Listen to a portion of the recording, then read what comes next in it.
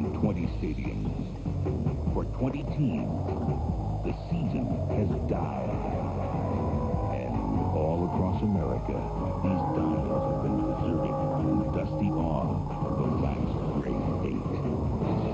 Tonight, it's two teams who share a single dream.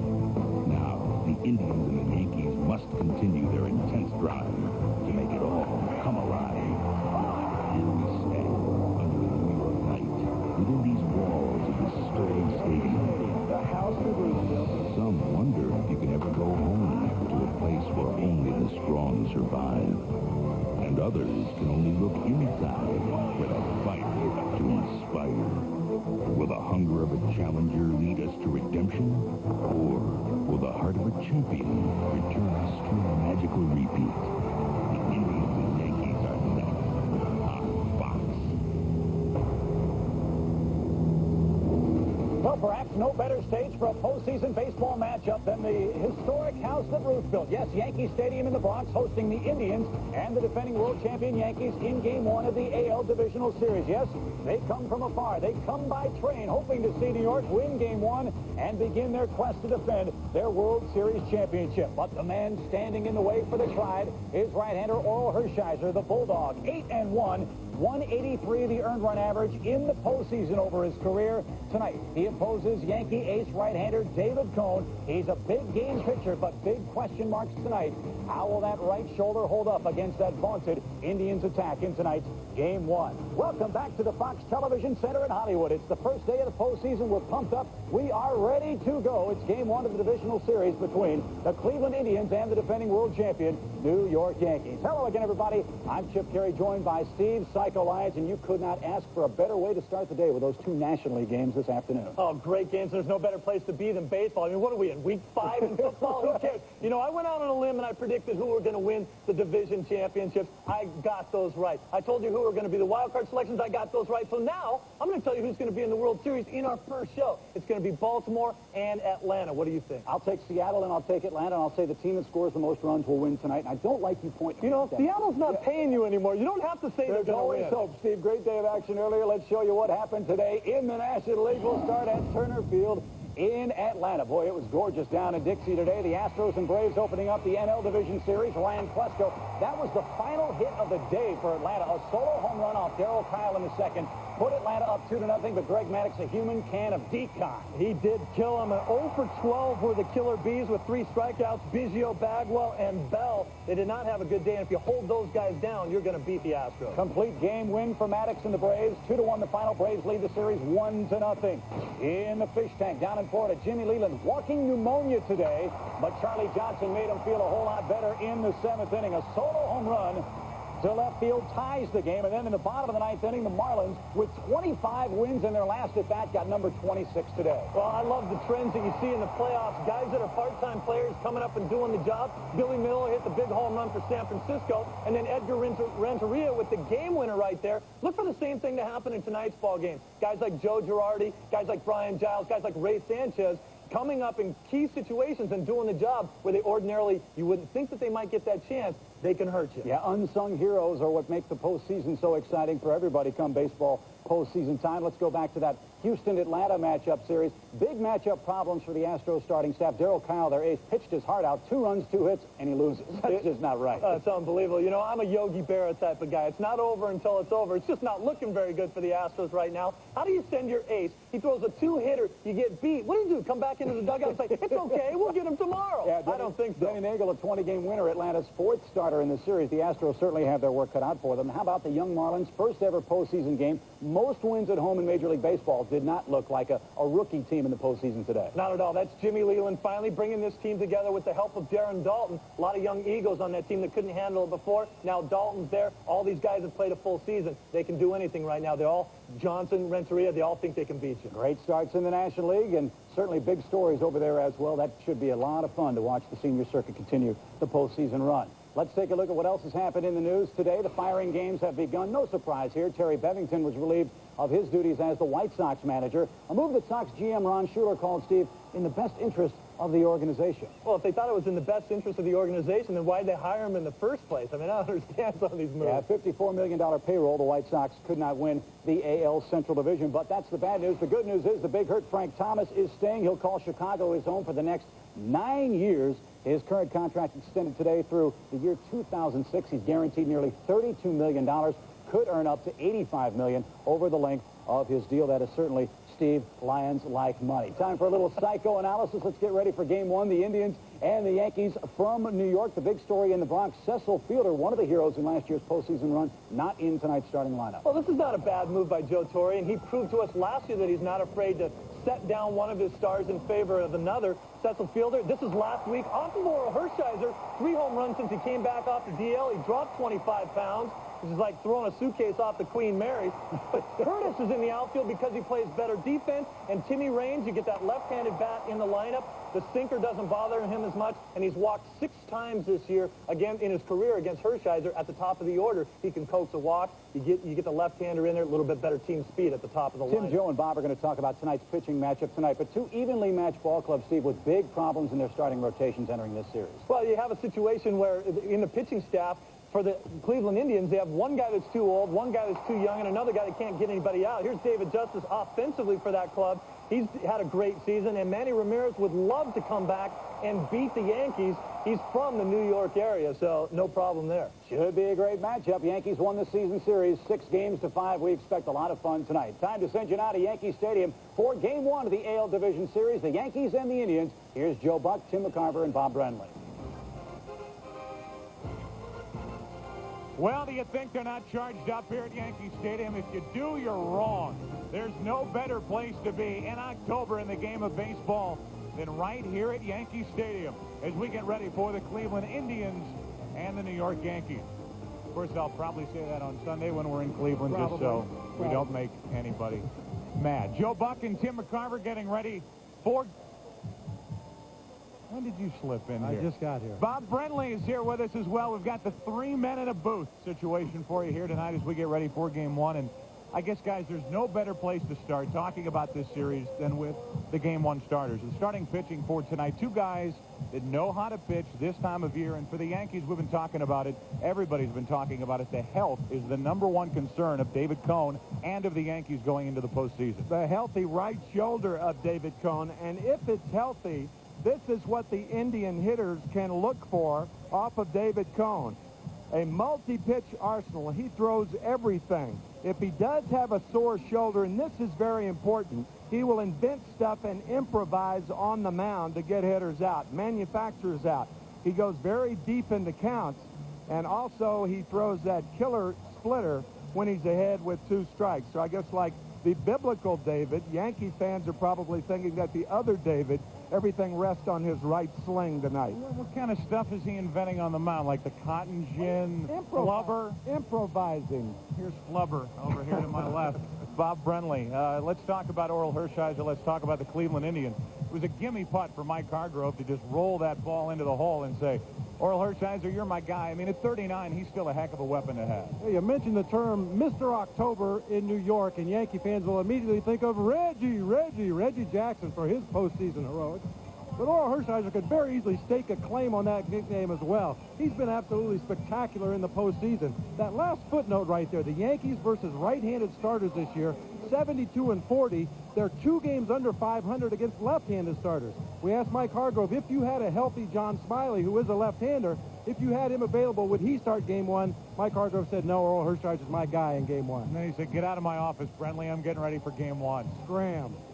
We are ready for Game 1 here at Yankee Stadium. The Cleveland Indians, the New York Yankees, as the Yankees begin their march back toward the World Series. Well, you think the Indians are scared to take on the Yankees here in Game 1 of this series?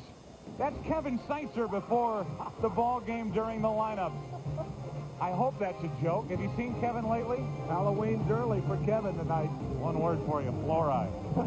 Starting lineups coming up. First pitch of Game 1 of this division series. The Indians and Yankees coming your way after this from your local Fox station. Welcome back to Yankee Stadium. It's fall ball. It's baseball in October. It just feels right here at the stadium in the Bronx. David Cone will make his entrance. The Yankees are on the field, and this crowd is packed in here at Yankee Stadium. A couple of deep breaths, and away we go. David Cone heads out to work game one of this division series with the Cleveland Indians. A look at their lineup. Viv Roberts will lead it off at second base with Omar Vizquel batting second. Manny Ramirez is in right field. Jim Thome cleans up 40 home runs this season, 5th Indian all-time to do that. David Justice, what a comeback. He's the DH and batting behind Thome. Then Matt Williams at third base came on strong at the end of the year. Sandy Alomar Jr. is the catcher with Brian Giles in left. And Marquise Grissom, who starred for the Braves for those years in the World Series, really beat up on the Yankees last year, is batting ninth. The Yankee defense, take a look at it, 6th in the American League. A fielding percentage of .983, just above the middle ground in the American League. And the surprise, I think, for Yankee fans, Chad Curtis is in left field. He gets the start. Tim Raines is in the lineup as a DH. Cecil Fielder is sitting on the bench. $7.2 million cheerleader here at the start of game one. There is Chad Curtis, Bob Brenly, and he was a big addition to this team midway through the year. And Joe Torre said with David Cone on the mound, the defense was going to be at a premium tonight. He wanted to put his best defensive ball club behind David Cone, and Chad Curtis, as you can see from these replays, can get it done out there in left field. Tim Raines, at his advanced age, doesn't cover quite as much ground, doesn't have as good a throwing arm, so Torre going with the better defender in left field. And you're talking, Tim McCarver, about a big left field here at Yankee Stadium, so get that good defense behind this guy, David Cone, a big money pitcher, and I'm not talking about salary. Big game, put him on the mound. The last time that David pitched was last Wednesday. He pitched a 5-inning no-hitter against the Cleveland Indians. However, he did walk 5. He walked 86 on the season. That was 4th highest in the American League. And that's the one thing that you have to be careful about when you're facing the Indians. They have some very patient hitters. Jim Thome led the American League in walks. David Justice walked 80 times in 450 at-bats this year. If the Indians can lay off of David Cone's balls just off the plate, they'll be much more effective against him tonight. And one thing that may be hard for Mel Stottlemyre and Joe Torre to monitor, David Cone in the past has gone out of the strike zone intentionally. Right. To get aggressive hitters to swing at pitches out of the zone. But because he is not as sharp as he's used to being at this time of year, you really have to be careful and make that determination. Is he missing the zone on purpose, or is he missing the zone because he's hurting? Perhaps the way to tell whether his shoulder is okay in the first and second inning is if he's throwing a lot of strikes and getting ahead. Then I feel like David will think his shoulder's well enough to challenge the hitters. But there is no doubt that as he enters this start under the very watchful eye of Mel Stottlemyre, they do not know how David Cone will respond here in game one. The first of 3 rounds the Yankees hope for, and there is no bigger piece to this Yankee puzzle than the man on your screen right now. This broadcast also available in Spanish by utilizing the SAP button on your television. We're tired of talking. It's time to play baseball. Viv Roberts leads it off. A .302 hitter with 4 home runs.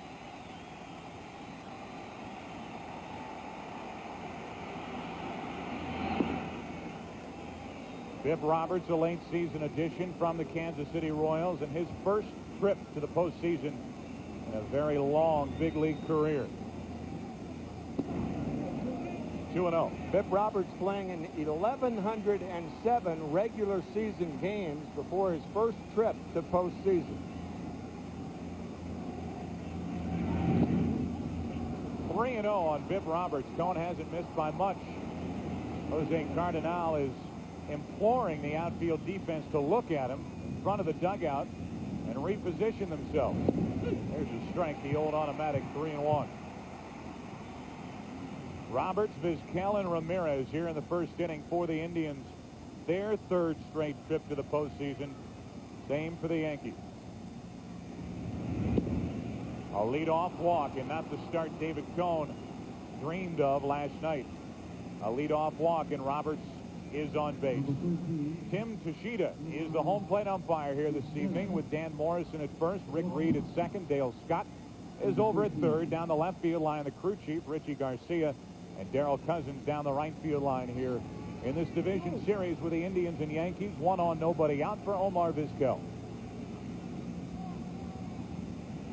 Speed at the top of the lineup for the Indians and Roberts and Vizquel. Speed at the bottom with Giles and Grissom. 8, 9, 1, and 2. Speed. An early look at it, and a stolen base for Bip Roberts. He had 18 during the regular season in the early test for Girardi. Roberts got a great jump, and it wasn't even close. Well, David Cone, so much of his concentration right now is just going to throwing strikes at home plate. He wants to get ahead of a hitter sometime tonight. Didn't really pay a lot of attention to Bip Roberts at first base. Didn't give Joe Girardi much of a chance to throw him out anyway. He had 18 during the regular season. Now he has 1 in the postseason. He did get ahead. Cone did get ahead of Vizquel, who shows bunt. Roberts to third. Vizquel out on the sacrifice 1-3. And an early look at how Mike Hargrove wants to play this game with David Cone. Get the early lead. Get that early lead for Oral Hershiser. And the Indians have a runner at third, only 1 out. I think we talked so much about David Cone's deliveries to home plate, but fielding bunts off balance on the third base side and making that throw to first, that is something that has to be of concern to Joe Torre as well in this ball game. I thought the same thing, Bob. If he's going to re-injure his shoulder, that's the type of play where he could re-injure it. Here's Manny Ramirez. Lives here in New York and has made a living hitting against New York. Terrific season, hitting .328, fourth in the league, and he takes a strike.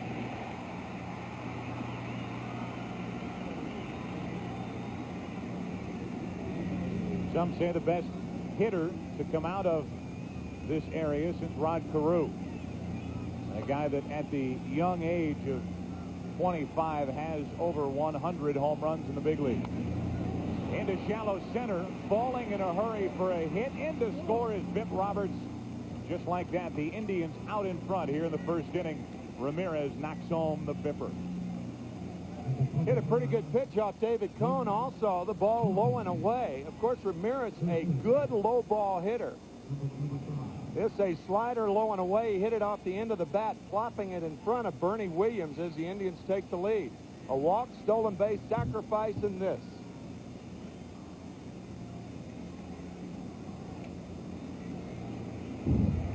So the walk did get it started, and it's tough to get around that leadoff walk. And against this Cleveland Indian lineup, which is as balanced and as good as you will find in the big leagues, double tough to get around it, and David Cone just simply could not. Here is Jim Thome. He's only 27 years old and a breakthrough year with 40 home runs. 1 on, 1 out, 1-0 Indians in the first. And a ball from Cone.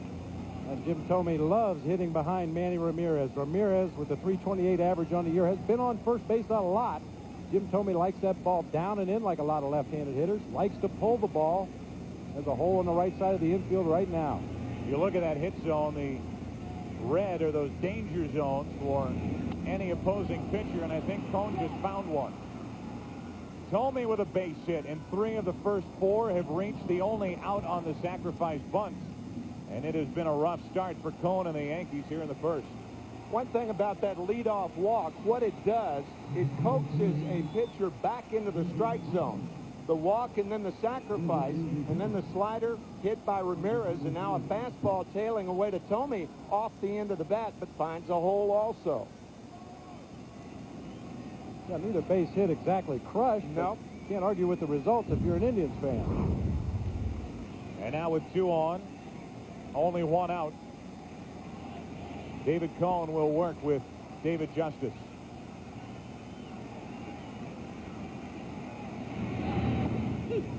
That caught the outside corner. Justice, third in the American League, hit .329, his first year in the American League. Look at this sinker away from David Cone. Paints the outside corner on David Justice. And now the 0-1, strike 2. That looked like a splitter, Bob. I really couldn't tell. It certainly wasn't a breaking ball. As a matter of fact, David Cone does not throw many breaking balls. to left-handed batters, and that did look like the splitter. The bottom fell out of it. Crowd wants a strikeout. 1-2. David's strikeout pitch to left-handed batters is the splitter. His strikeout pitch to right-handed batters is the slider.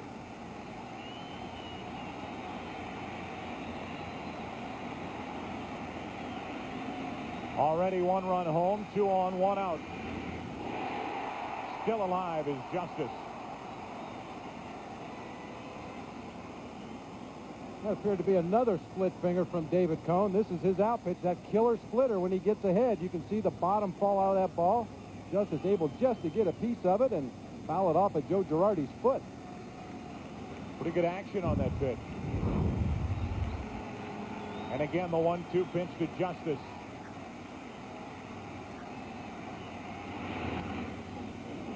Martinez to second, out, back to first, safe. And it's first and third, 2 out here in the first inning. Justice into the 3-6 force out. I think a good throw has him at first base. The Jeter throw a little bit to the home plate side. Nicely turned and quickly turned by Tino Martinez. Watch the throw to the outfield side. Nicely done. But the hard slide by Tomey perhaps caused the bad throw toward home. On that replay, it looked like it would have been safe with a good throw. Nice athletic effort there by David Cone, though. His momentum was taking him out towards right field. The throw was back towards home plate. And now it appears that David Cone just wanted to towel off a little bit, got dirty over there. Most pitchers don't like to get dirt on their uniform, although I don't think David Cone's one of those guys. You know, you could almost hear a collective sigh here. Gene Monahan, and now the crowd responding because Gene Monahan, the trainer, going out, and people are saying, oh, no, he might be hurt. And he was going out because he was a little muddy instead. Might have just been excited to see Gene Monahan. There he is. There he is. Here he is, Matt Williams. Finished strong and had another 100 RBI season. 105. He hit 263. His first time back in the postseason since 1989 with the Giants. Strike 1. You know, Mike Hargrove was talking about Matt Williams' turnaround at the end of the season and said that basically the reason was he started using the whole field again. Called him one of the streakiest ball players he has ever seen. Matt Williams could hit 5 or 6 home runs in 1 week and then go 0 for his next 30 and then hit 5 or 6 home runs again the next week. Runners at the corners, 2 out. Indians out in front by 1. That gets away from Girardi, and the Indians now lead by 2.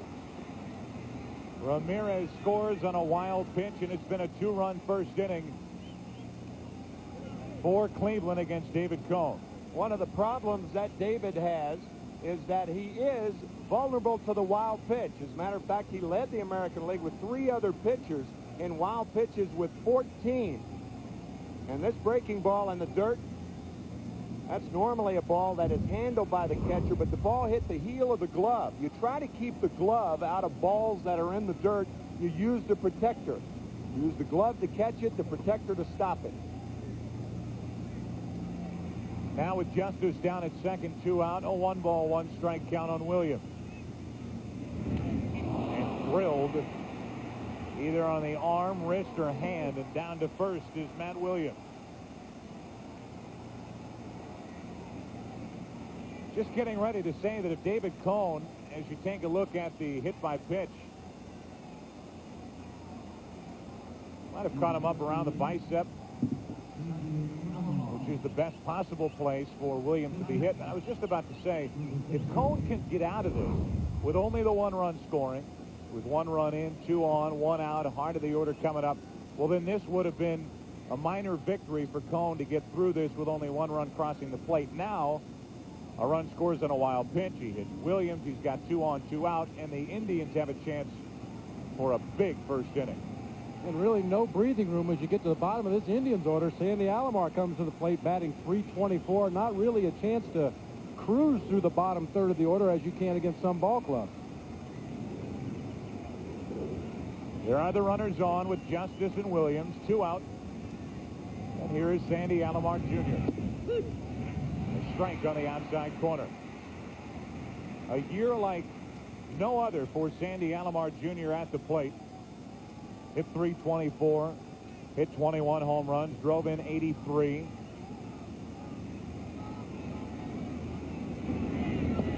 A ball and a strike. 30-game hitting streak at the All-Star game. The most valuable player in Cleveland, the All-Star game. 2-run homer to win it for the American League.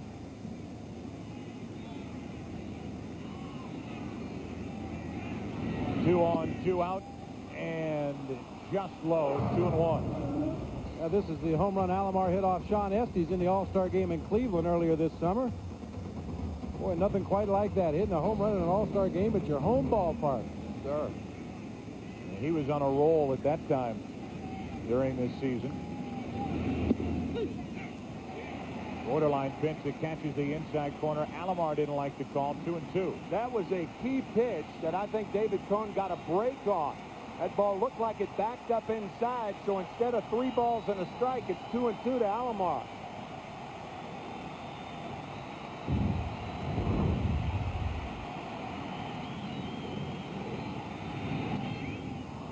Into left field, sends Curtis back at the track, at the wall, and it's gone. A 3-run home run for Sandy Alomar Jr. And this is indeed a big first inning for the Indians. They lead by 5.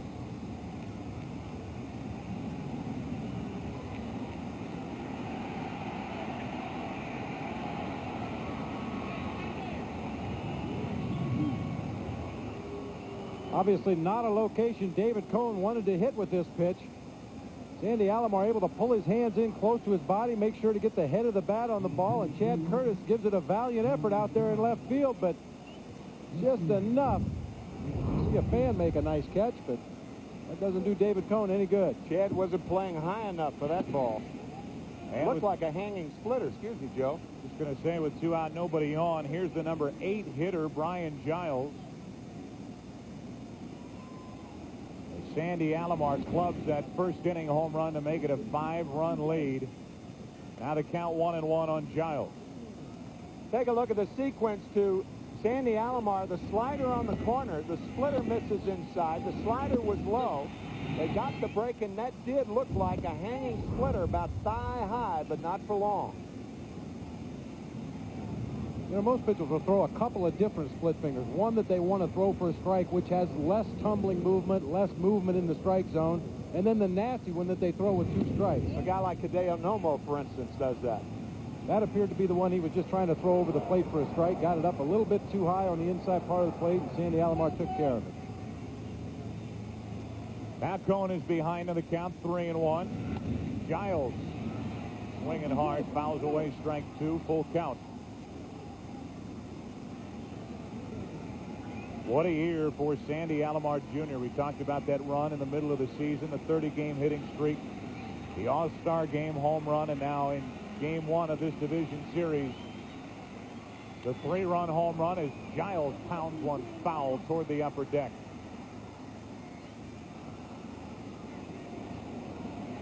And Mel Stottlemyre already on the phone to the bullpen. Well, originally, Joe Torre and Mel Stottlemyre were looking for 5 innings, possibly 6, but he has thrown a ton of pitches here in the first. That's down the right field line. Sanchez gives way to O'Neill, and that long first inning finally over for David Cohn. He hangs his head. He walks off. 5-0 Indians, a 3-run shot by Alomar. And a big start for Cleveland here in New York. Welcome back to Yankee Stadium. Not a very happy look on the face of Joe Torre, and why would it be? A 5-0 lead for the Indians. Here's the New York Yankees lineup. Tim Raines will lead off. He's the DH. Derek Jeter batting second and short. Paul O'Neill in right, and then Bernie Williams. So valuable to this New York Yankee club. And how about the postseason? 8 home runs and a .367 average in his very young career. Tino Martinez, big year at first base for the Yankees. Jack Curtis in left. Wade Boggs at third, Joe Girardi catching, and Ray Sanchez batting ninth at second base. You look at the defense for the Indians, very solid on the left side. Williams, Vizquel combining for 7 Gold Glove awards. Vizquel has won the last 4 at short in the American League. And on the mound is the right-hander. Should we throw Bulldog out there already? We might as well. The Bulldog, Oral Hershiser. The numbers for the season, but the numbers in his career in the postseason, which Bob Brenly laid out in our open, as good as any. Staggering. As good as any who have pitched in the postseason in the history of this game.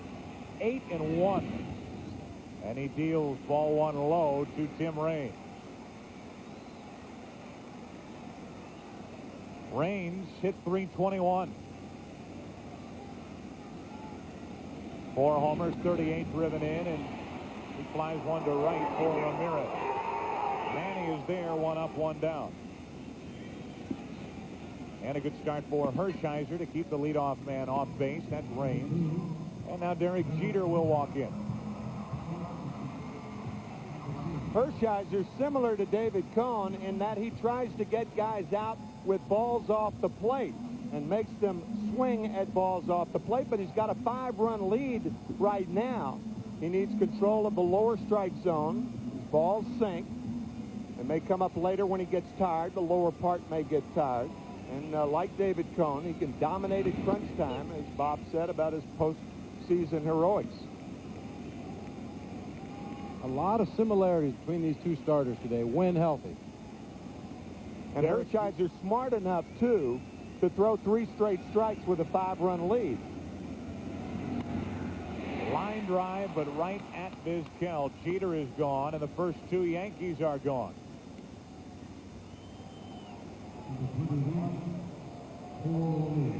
And with the bases empty, the batter will be Paul O'Neill. The first time in his major league career, which has been very solid. He drove in over 100 runs. Knocked in 117, hit .324. And after David Cohn struggled through a long first inning, he's about to head right back out to work as Oral Hershiser has set the first 2 Yankees down in order.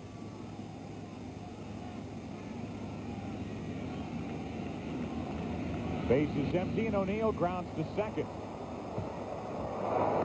Hershiser makes it look extremely easy, which is what he's done throughout his entire big league career in October.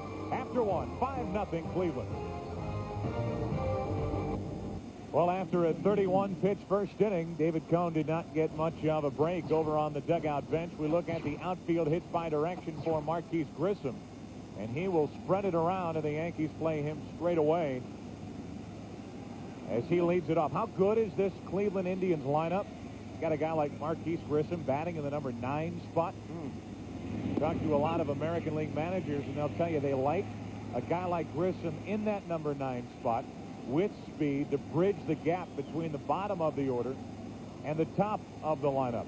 It'll be Grissom, Roberts, and Vizquel as Marquise has a 1-1 count. That's a good point, Joe, because you don't splinter speed. You put speed back to back to back to back, as the Indians have done. Brian Giles hitting 8th, Grissom 9th, and then at the top of the order, Roberts and Vizquel. Grissom now in the hole, a ball and 2 strikes. You talk about Marquise Grissom, you look at his resume. 4 consecutive Gold Glove awards. That in the National League, 2-time All-Star. And a guy who last year, well, the Yankees saw enough of him.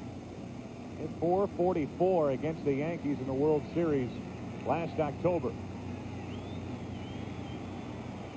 We talk about these 2 pitchers being big game pitchers as Grissom strikes out to start this second inning. Marquise Grissom, a .404 hitter in World Series play, second highest ever. Yeah, because he had .360 against the Indians in '95. He's the only player in this game that has played against the Indians and the Yankees in the World Series. First strikeout for Cohn as he gets Grissom on that pitch that rode up and in. And Viv Roberts bounces one off the plate, going to be close. Cohn to the bag to beat Roberts. 2 out. Put out 3-1, and the first 2 are gone for the Indians in the second. That was a bit blip on our mic at first base, wasn't it? Hits the ball right off home plate. Got the high bouncer. Tino Martinez in good position to make the play. Get a look at the Bip scooting down that first base line. There's your blip. Bip, blip. Roberts charged up, man. He gets a chance in the postseason. Usually packing up and heading home this time of year, and he finally gets to play on this national stage as Vizquel digs in. 2 out, nobody on. A 280 hitter during the regular season. He bunted Roberts over to third back in the first, and now he bloops one into shallow left. Chad Curtis can't make the catch. And the throw gets past both Jeter and Sanchez, but Martinez there to back up, and the Yankee fans saying, I thought this guy was in that lineup for defense. He came in, had a chance to catch it, but like he overran it.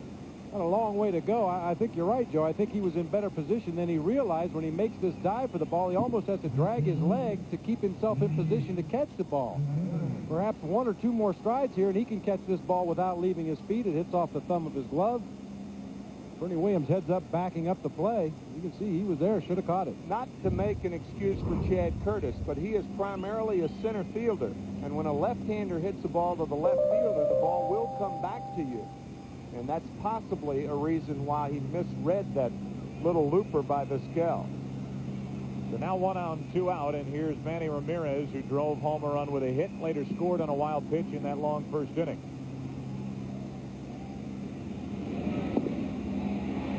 Pretty good pitch there from David Cone. And maybe there was a little hesitation on the part of Cone in the first inning to let it fly, let it loose. And seems to be throwing the ball a little better here in the second inning. A little freer. Yeah, and a little more giddy up at the end of that fastball. He threw mostly sinkers in the first inning, sinkers, splits, and a couple of sliders. This inning, it seems like he's gone more to the 4-seam fastball. Struck Grissom out with one up and out of the strike zone. Check on Vizquel, who had a career-high 43 steals during the regular season. Mike Hargrove telling us before the game that the Indians will run tonight to steal a base. They won't run as part of a hit and run. Quite the opposite of what the Yankees do with guys on base. Vizquel measuring Cone, staying put as Ramirez overmatched there. 91 from Cone. Strike 2. If you're going to steal a base, what you try to do is pick a ball in the dirt, a splitter or a breaking ball. And it's a good time right now for Vizquel possibly to run, because it appears that that's what Ramirez may get. It looks like Davey Nelson may have been telling Vizquel exactly that at first. This crowd wants to get back into this game. Strikeout of Ramirez might help, and it stays 0-2. David Cone frustrated with himself right there. Got away with a real bad pitch. A hanging slider stayed up and out over the plate. A pitch that Manny Ramirez normally handles very well. David Cone got a big-time break right here. Look at the location of that pitch, up and out over the plate. A little bit off speed. Those are nice to hit. 1 on, 2 out. Vizquel aboard and an 0-2 count on Ramirez. This crowd wants back into this game. The Yankee bats will try to get it done. Bernie Williams will lead it off. Heart of the lineup, 5-0 Indians. The 1997 American League Division Series on Fox is brought to you by the company you count on wherever life takes you. General Motors, people in motion. By Visa, it's everywhere you want to be. By Aflac, insuring over 40 million people worldwide. And by Lotus, work the web with Lotus Domino. We are back at Yankee Stadium. This game's probably over, right? I wouldn't keep watching if I were you. Well, those guys aren't going anywhere anytime soon. Imagine the disappointment those two would have felt had David Cone not been able to pitch in the postseason. Oh. But I bought the paint. I had the face paint and the Cone thing. Bernie Williams leads it off with Tino Martinez and Chad Curtis to follow. Heart of the order, and These are the guys trying to get the Yankees back in this game. If that were to happen, they would have had to have changed to their Brian Bowringer uniform, which is a little tougher to very unusual portray yes, with face paint. A ball from Hershiser to start this second inning. Bernie hit .328 during the regular season. 31 games, 2 times on the disabled list with hamstring trouble. But while we talk about Cone and his importance to this team and this pitching staff, this Yankee team is a different team when they don't have Bernie Williams in that lineup. Completely different team.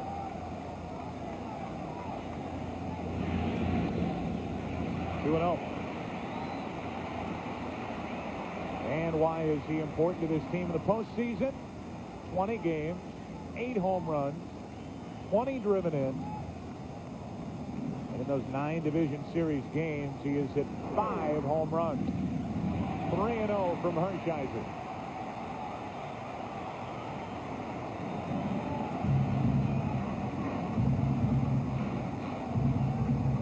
At some point this inning, Bob Brenly, I want you to tell everybody about those high socks that the Indians are wearing. That's a big story here.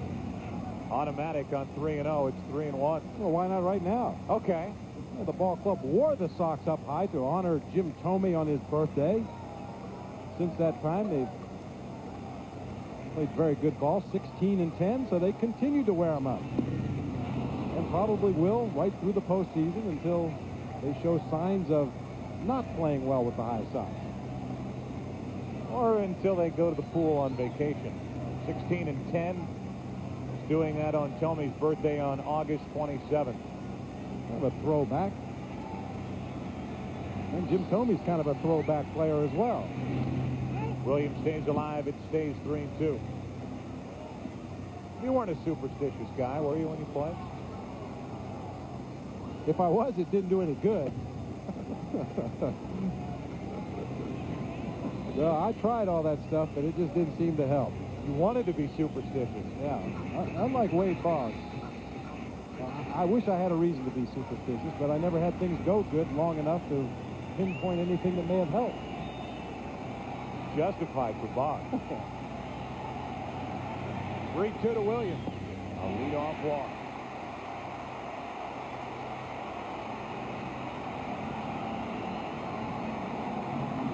What does Earl Hershiser say about pitching to this New York lineup? In pitching to the Yankees, the key is to keep the people off the base that are supposed to be off the base, the people that you can get out, and so those RBI guys don't come up with men in scoring position. They seem to be much tougher hitters when they're men in scoring position than when there's nobody on. Those Yankee hitters' eyes light up when they have a chance to knock home runs, and nobody did it better for the Yankees this season than him. Tino Martinez, 141 driven in. Number 2 in the league behind Griffey. 44 home runs. Into right, a base hit. Williams will turn but stop, and it's 2 on, nobody out in the second. It's a close ball game. Bernie Williams goes to third base and makes it easily. But when you trail by 5, it forces you into very passive game. You have to play the one base at a time type offense until you can try to get closer. You can see Manny Ramirez in right field. See how deep he was, trying to make sure on that ball that it doesn't get by him. I think Bernie makes it easily, but you can't afford to take the chance when you're trailing by 5. I agree with you. That's the standard logic when you trail by 5 runs, to take it one base at a time unless you're sure you can make it. But I really think that the Yankees should put as much pressure on Manny Ramirez in right field as they can in this series. Chad Curtis digs in with 2 on, nobody out. Playing Chad Curtis and having him in your starting lineup is a great idea to add to your defense until you fall behind 5-0. They have a guy, Cecil Fielder, on their bench, making $7.2 million this season to pound the baseball, and he's just watching right now. Strike 2 on Curtis, 0-2. Only problem with that logic with the Yankees trailing by 5, if you put Tim Raines in left field, then the pitcher becomes a designated hitter. Because Tim Raines started the game as the DH, and you can't move him out of that spot into a defensive position. 2 on, nobody out here in the second. Curtis stays alive. Well, you can, but there's a price to pay if you do. Well, I'm not saying make the change now in the middle of the game, right. but going in, you have your #1 pitcher on the mound. You're thinking defense, trying to clamp down, and then the Indians get 5 runs in the first inning, kind of throws the plan right out the window. Right. But Curtis did put up a good year offensively. Traded to the Yankees from the Indians earlier this season, but set up here 0-2.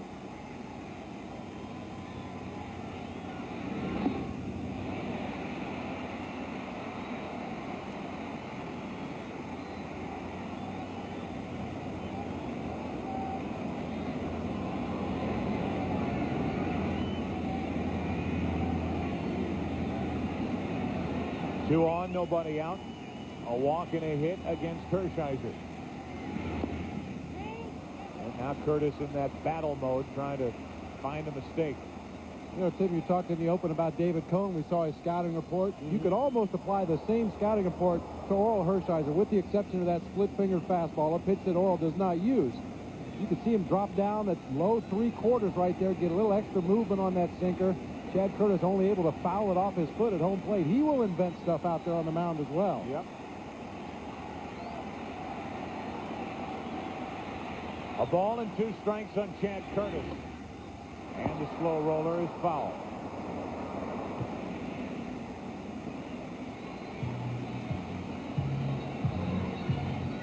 Wade Boggs will follow Curtis, then Girardi, then Sanchez. And this is a Yankee lineup. Pretty dangerous top to bottom.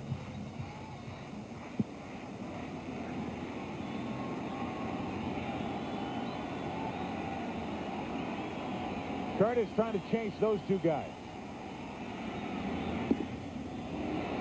2-2 and a pretty good at bat here for the veteran outfielder.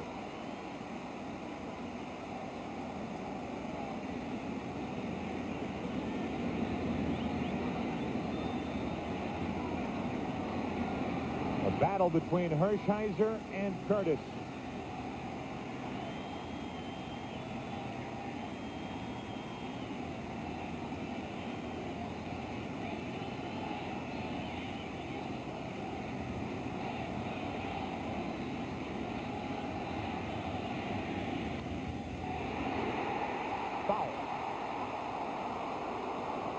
He got that hanger you were talking about, Joe. That was the worst pitch that Oral Hershiser has thrown in this game. The breaking ball that just sat there. Watch Chad Curtis's eyes light up.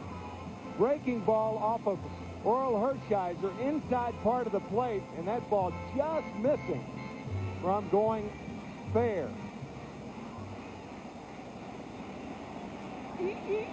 2 inches.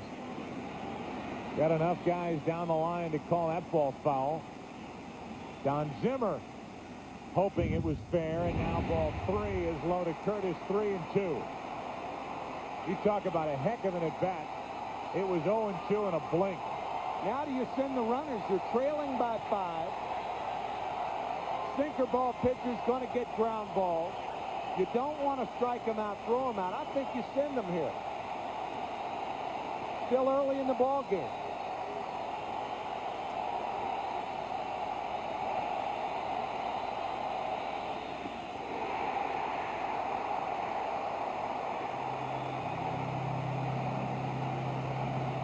One of the loudest ovations you'll hear for a walk in the second inning of a ball game.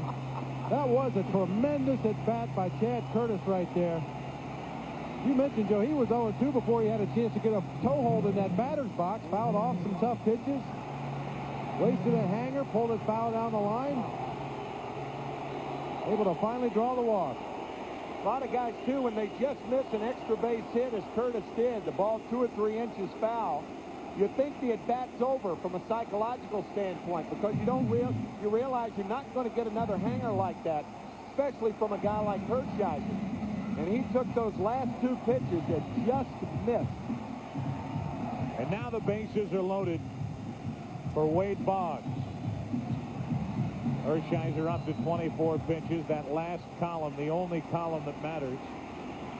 5-0 Indians, but for how long? Last time we saw this guy in October, he was on horseback. Strike one. And you know, Boggs is a guy that's going to make Hershiser throw strikes. He's not going to go out of the zone. Barking at Tim Tashida, thinking that ball is outside and high. Bases loaded, nobody out. In a 5-run game, and there's the ball, 1-1. When I use the word October, I'm using it in a figurative sense, of course, this being the 30th of September. Career with the bases loaded. Who would the Yankees rather have at the plate? Double play ball. Roberts starts it. Vizquel can't turn it. It's a 5-1 game. He went in high at second base, and that's why the Indians are going to argue. Chad Curtis, realizing the leaping ability of Omar Vizquel, goes in standing up. And fortunately for the Yankees, they got the call from Rick Reed at second base. If he had slid, Vizquel would have gone over him. And Chad Curtis standing up to take Vizquel out, and Omar claiming interference right there. And I think he's got a pretty good point, too. Well, as Hargrove pleads the Indians' case, this was a sure double play ball with Boggs running until this.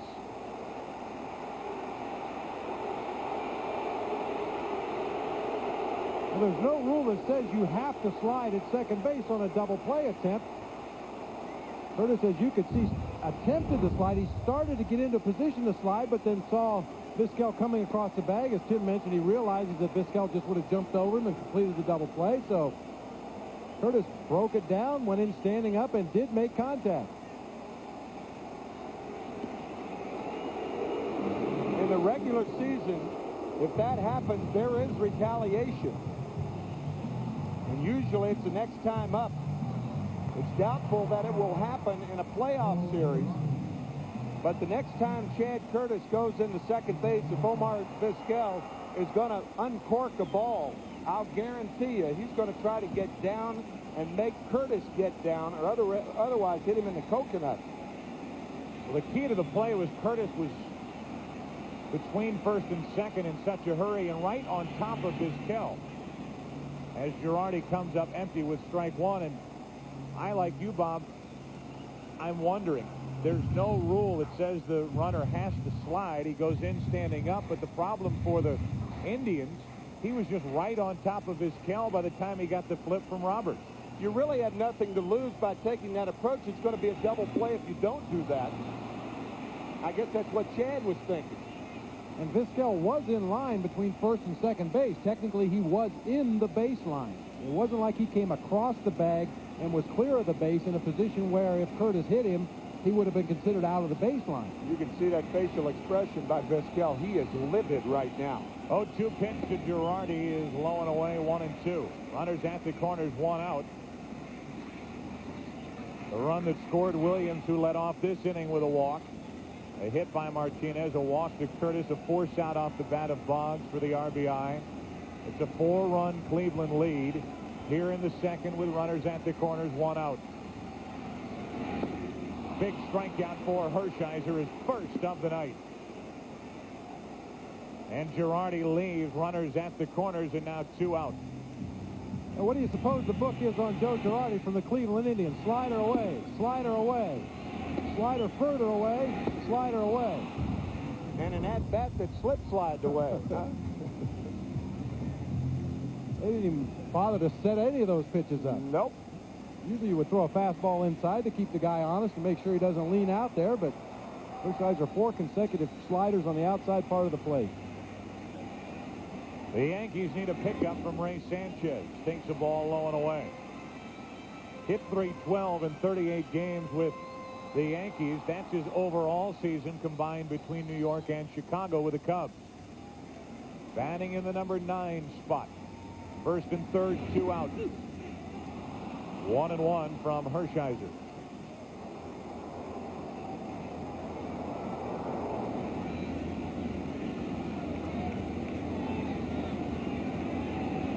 Yankees loaded the bases with nobody out. Hershiser trying to keep it a one-run inning. 2 balls and a strike.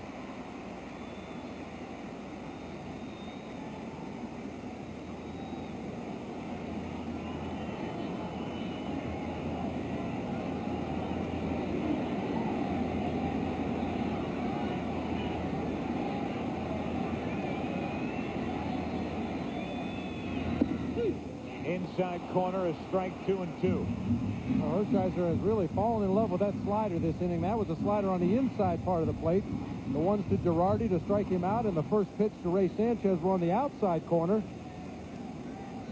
This is actually a mistake. You can see Alomar was set up on the outside corner, drew it back to the inside corner, but throws the hitter nonetheless. First and third, 2 out. A little too far away, 3-2, and now the runner at first, Boggs, will take off. The Indians will play behind the runner.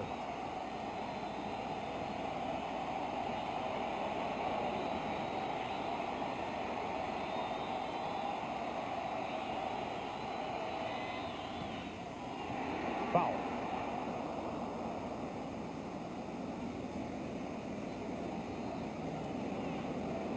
Sanchez is a right field hitter anyway. That's his slot to right center and to right field in the position. And with Hershiser primarily keeping the ball away, you'd think Ray would be going that way.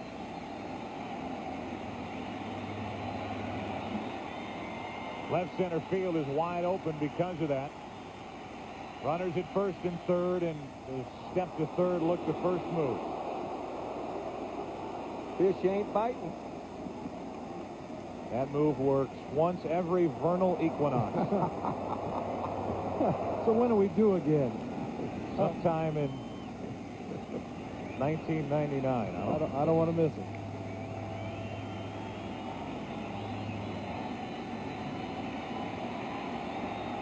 Again, the 3-2 to Ray Sanchez. That ball's trying to get out of play, and it will. The runners return to first and third.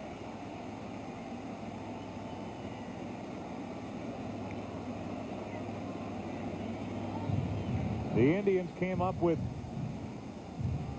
that big 2-out, 3-run home run in the first inning, supplied by Sandy Alomar.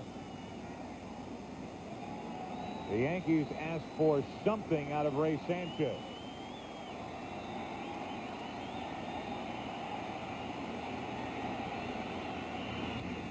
The third, foul.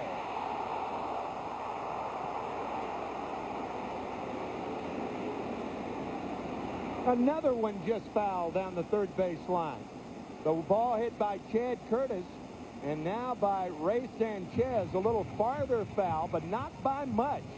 Wow.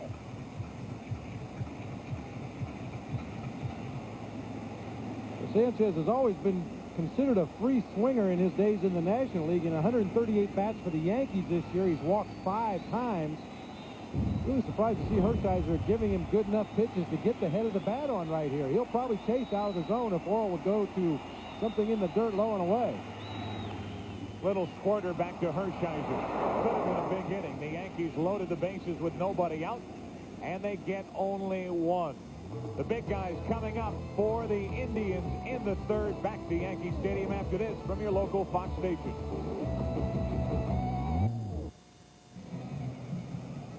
David Cone back to work into the third inning. It will be Thome, Justice, Williams, heart of the lineup for the Indians, who lead by 4 now. After the Yankees came up with one in the second. Thome, who singled and scored back in the first inning. Facing David Cone. Hard hit, but right at Sanchez. 1 pitch, 1 out. David Cone needs one of those economical innings with a minimum of pitches to help him get through this evening. Thursday, we're right back here for Game 2 of the American League Division Series. This time out, Jared Wright, the Indians, goes to the mound, his first postseason appearance, to take on Andy Pettit and the rest of the Yankees. It's all the action beginning live at 8 Eastern, 5 Pacific, right here on Fox. Here's David Justice. Justice 0 for 1. Takes the ball. Amazing what David Justice did his first trip through the American League. Coming off a total reconstruction of his right shoulder. Bothered by bad left knee, a little twinge in that knee. It's funny to watch Justice in a postseason game wearing the Cleveland Indians uniform. The team he helped beat back in 1995. That is in the gap in right center. Got a chance and off the top of the wall. Misplayed by Williams in center, but Justice will hang on. Not only did Williams misplay it, made a poor throw, but it's just a one-out double.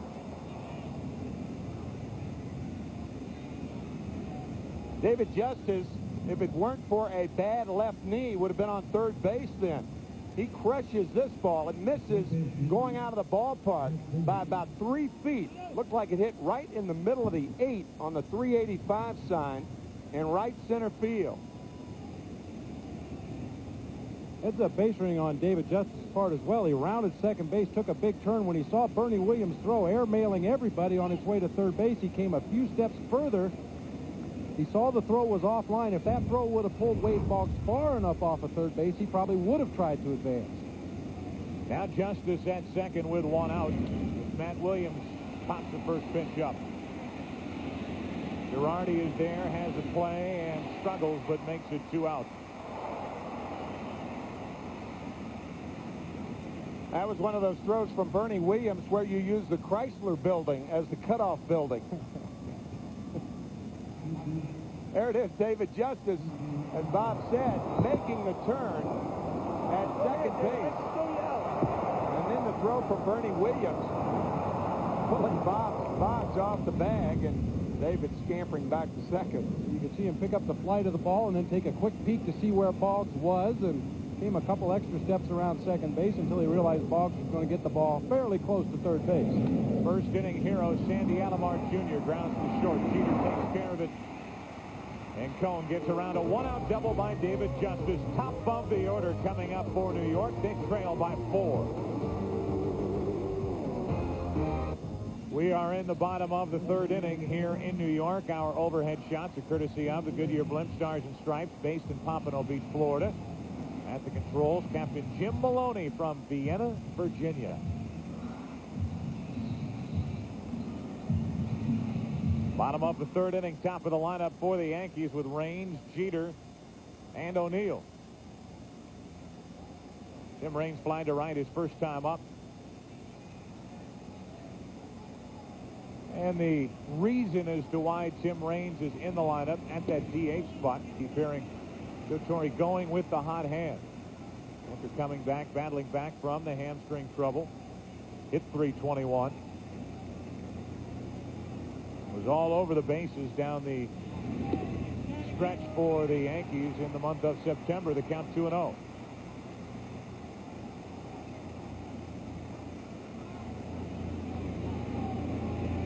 See if Tim Raines takes here, down by 4. The answer is no, and he is the first out here in the third inning. Right now for a Miller Lite game break. Let's go back to Chip Perry resting in our Hollywood studio. Indeed, I am, Joe, Tim, and Bob. Great game in Atlanta today. Darryl Kyle pitched a magnificent ball game, made only a couple of mistakes. Ryan Presto, a solo home run, one of only 2 hits on the day, but Greg Maddux a little better. The Braves win it 2-1 tomorrow. It's Tom Glavine, and Mike Hampton has been spectacular in the second half of the Astros. Thank you, Chip. You see any of that? You see Maddux?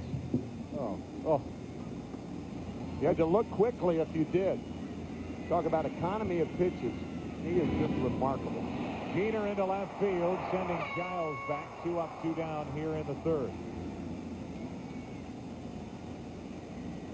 And we'll bring in Paul O'Neill. 2 out, nobody on. He bats, and as O'Neill walks in, we talk about his outfield hits by direction. And this is a guy who you can almost play to hit the other way. Those 66 hits to the opposite field, leading the major leagues among big league hitters, going the opposite way for base hits. Yet left center field is wide open as O'Neill walks in with 2 out, nobody on. And going the other way, he fouls it down the left field line. Yeah, see, that's not his long ball, but that is why his average is at 324 right here. A little off center, am I not? There you are, right there. He can handle that pitch away so well that pitchers really have to move the ball from one side of the plate to the other to get him out. He is one of the tougher outs against right-handed pitching in the American League. That ball inside, and O'Neill could do nothing with it but pull it foul, strike 2. Is this more an indication, as you look at their defense, playing O'Neill to pull, is this more an indication of how Hershiser will pitch him? I think you're absolutely right there. Hershiser perhaps going to go after him with a lot of off-speed pitches. As Tim mentioned, worked both sides of the plate, but particularly with 2 strikes, Paul O'Neill really thinks about going the opposite way, even on pitches that are inside. Pops it up behind second base, shallow center. That's Grissom, and that's a 1-2-3 inning for Oral Hershiser. Settling in. 3 innings complete here at Yankee Stadium, Game 1. Indians lead by 4. Play 3, Yankees trail by 4. Indians with that big 5-run first inning lead 5-1. It'll be the bottom part of the order for Cleveland. Giles, Grissom, and Roberts. You may get a look at Joe Girardi there on that catcher's mitt with 2 fingers out of the back of the glove. He was struck on the, there you get a real good look at it. He was struck on that middle finger with a pitch from David Wells that went the wrong way. Cracked a bone in the tip of his middle finger, and Yankees catching instructor Gary Tuck came up with a little thimble made out of plaster of Paris, as well as putting that finger out of the glove. You're used to seeing fielders put one finger, the index finger, out of their glove. Joe Girardi puts 2 fingers out to try to protect that broken bone. Took that thimble right out of his Monopoly set. Brian Giles leading it off and unloading on that high delivery. Strike 2, 1-2. Joe can either catch or sew now. And can pass go and collect $200. Jorge Posada, boy, did he play well. Final month for the Yankees in place of Girardi. 2 balls, 2 strikes on Giles. Yankees just had a terrific September. They won 17 of their last 22 games and their last 5 in a row coming into the playoffs. Matter of fact, the Yankees had a better record this year than they did last year. 96 wins this year, 92 in 1996. And that's why it's a real shame that with all the junk that goes on around here, that lost in that shuffle is the fact that Joe Torre and these Yankees have overcome a lot of adversity here in 1997. He'll be the first to tell you this has been a much more difficult year. Right. Only to have a better season win total-wise, and here they are winning 5 going into the postseason to defend their title. And you just got a shot of the man that is completely in charge around here, Joe Torre. 2 balls, 2 strikes. Giles leading off, and a soft liner cut by Sanchez, 1 away.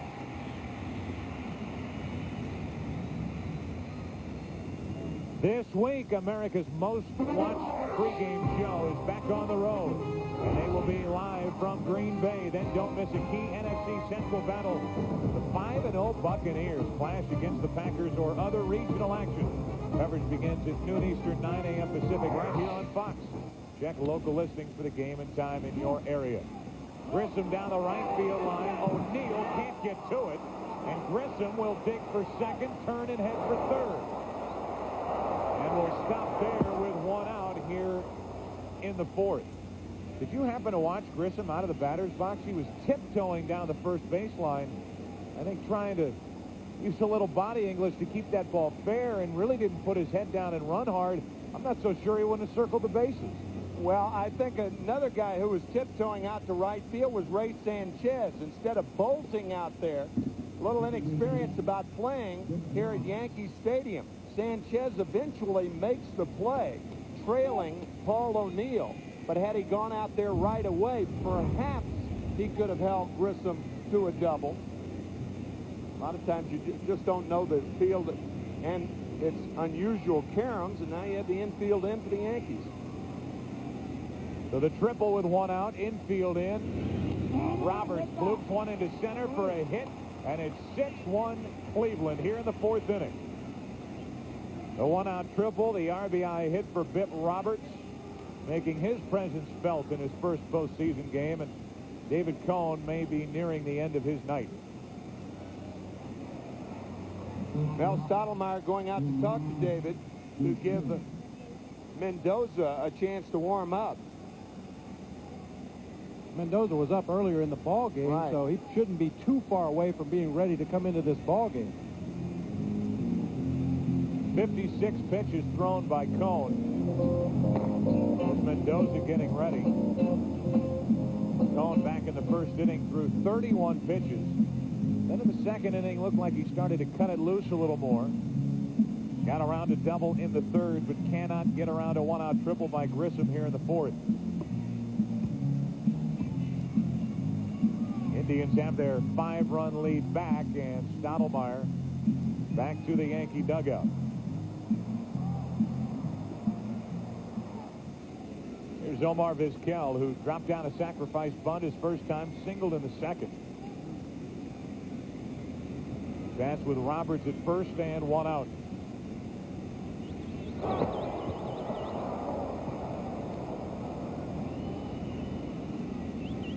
Even up by 5, you almost expect the Indians to run. Oh, absolutely. Mike Hargrove said not only do they want to steal the bases, but they feel that if they force David Cone to go out of the slide step, that he's a much less effective pitcher.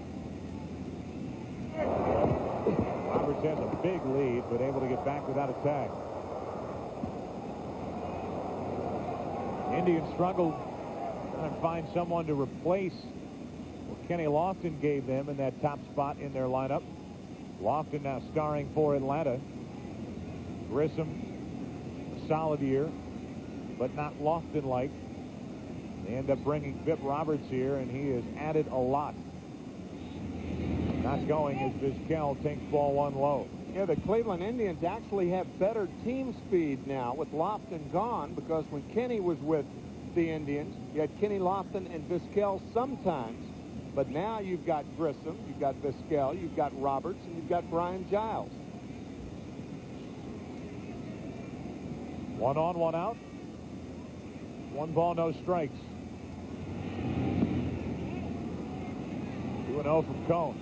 Case could be made that David threw those 2 balls low because Roberts was on at first base. Sometimes by staying at first, the threat of the stolen base is more effective than the stolen base itself.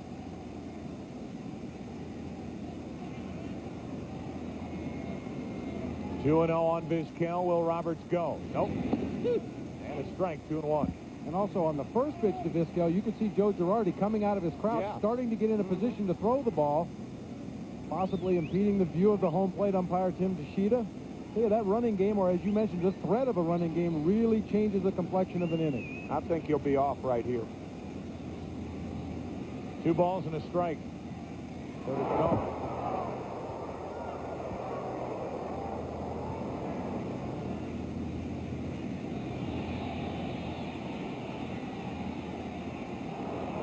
Packed house here at Yankee Stadium. Awful quiet here in the fourth inning, and with good reason. 6-1 Cleveland. There he goes. The pitch low. The throw by Girardi is good, but not in time. And Roberts steals his second of the night. Bip running on the first pitch, his first time on first. He waits 4 pitches to run here. The pitch was low. Not only does he steal second, but he gives Omar Vizquel a chance to hit with a count 3-1. Quick tag by Jeter. Very close play at second base. May have had the hand in there. Jeter and Girardi thought they had him. Rick Reed did not. Now a full count on Omar Vizquel. Yeah, Joe Girardi did a great job of getting rid of a tough pitch. You have to be wary of that ball going into the dirt. He picked it just above the ground. Got himself in good position, made a great throw.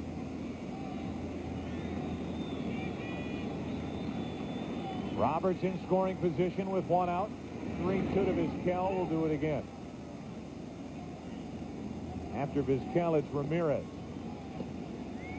And then you start down that row of Thome, Justice, Williams, Alomar.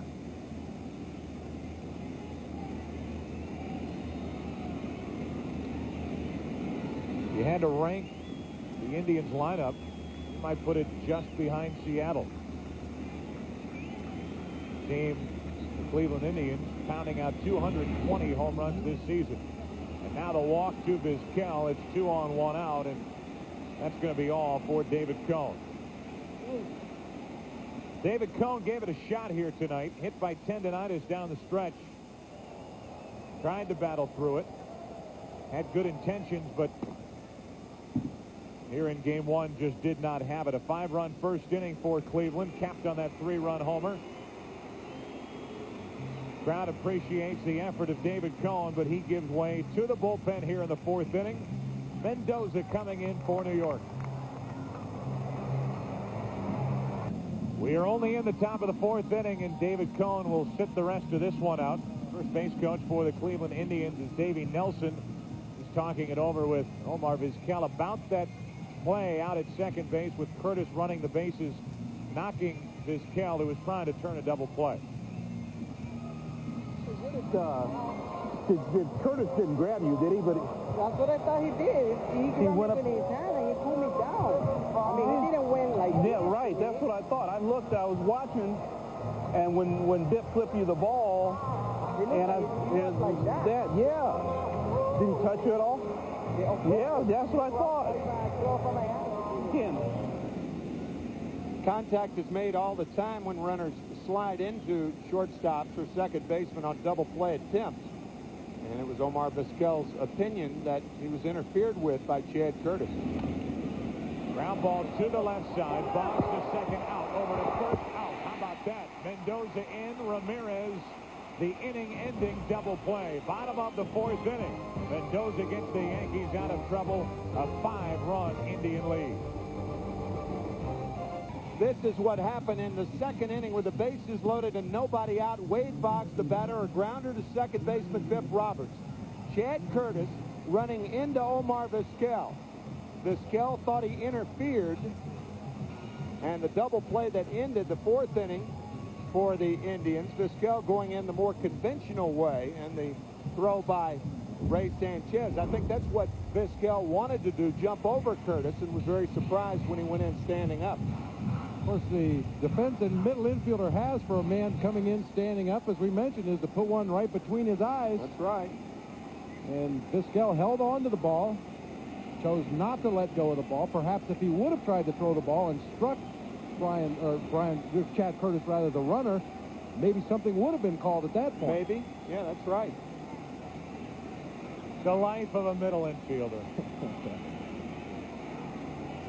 Bernie Williams takes the ball. To me, it's just a good, tough play by Chad Curtis. If you're willing to go in standing up and you're willing to take one between the eyes, you have nothing to lose. You have nothing to lose. I think it's a good play. And you can see on the replay, Vizquel, the soundbite talking with Davey Nelson, saying he grabbed his arms. He didn't grab his arm. No. I just think it's a good play. Vizquel was pleading his case and obviously was frustrated that they couldn't turn the double play. It really didn't cost the Indians anything. No. Because Hershiser got out of it. All it did do was give Wade Boggs an RBI, and instead of just a double play ground out and a run scoring on the double play. It may have been considered illegal, but I will guarantee you the next time Chad Curtis comes into second base and Omar Vizquel is going to throw the ball, he's going to drop down and try to decapitate him. There's a strike to Bernie Williams with Tino Martinez and Chad Curtis to follow. And you do not forget those things. No. I learned the hard way with Andy Van Slyke in his days playing with the Pittsburgh Pirates. I learned that Andy Van Slyke never slides coming into home plate. Of course, that was after a hyperextended left elbow on one play and a broken nose on another one. Is that what happened to you? That was it. Talking about Bob's elbow again, right? Yeah. Bony elbow, is that what you're talking about? Making that makeup person working awfully hard.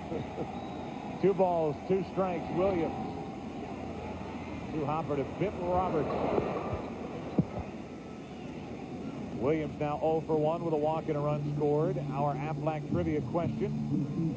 Who is the only player in postseason history to homer from both sides of the plate in the same game? For those of you with not much of a long-term memory, you can handle this one. 1 out, nobody on for Tino Martinez. The hint is he is in uniform this evening. Strike to Tino, who singled his first time up.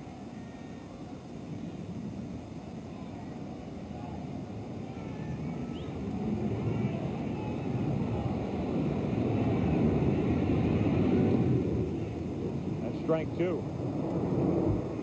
Tino Martinez with that RBI total of 141, the highest for the Yankees since Don Mattingly drove in 145 back in 1985. And his 44 home runs, the highest by a first baseman of the Yankees since Lou Gehrig did it back in 1936. Dangerous foul ball off to the right side.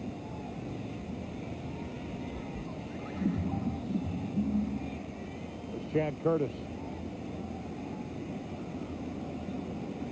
He will follow Tino Martinez, who tries to reach base for the second time tonight. Well, Hershiser again proving to everyone involved he knows how to handle a big lead. Teammates got him 5 in the first. They lead again by 5 at 6-1 here in the 4th. Hershiser will change his pitching style over the course of a ball game. We saw him with the big lead right away, the 5-0 lead. He came back the next inning and was just throwing sinkers right down the heart of the plate. Now he's going back through the Yankees lineup another time. He's throwing a lot more off-speed pitches, a lot more breaking balls. Martinez skies one to right. Will it carry out of here? Ramirez back. Got it. 4-run Cleveland lead.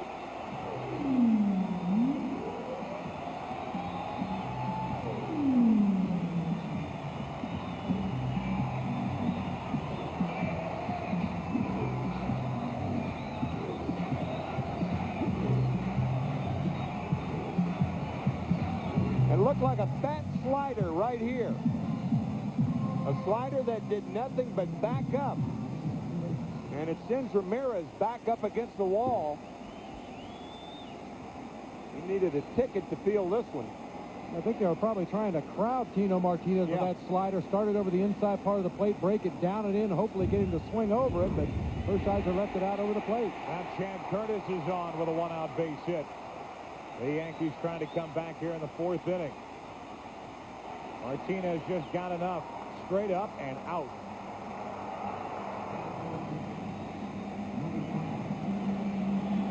So Curtis has drawn a walk and singled, and maybe we'll get another look at Curtis and Vizquel out at second base. It looked like Vizquel was looking at Curtis. Our camera following Omar's eyes. It looked like he was looking right at Chad Curtis. Wade Boggs takes a strike. Yankees trying to climb back in. Down by 4 in the 4th.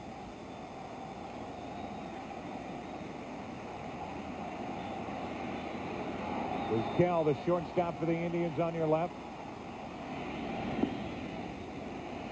1 ball, 1 strike with Chad Curtis, the base runner, at first.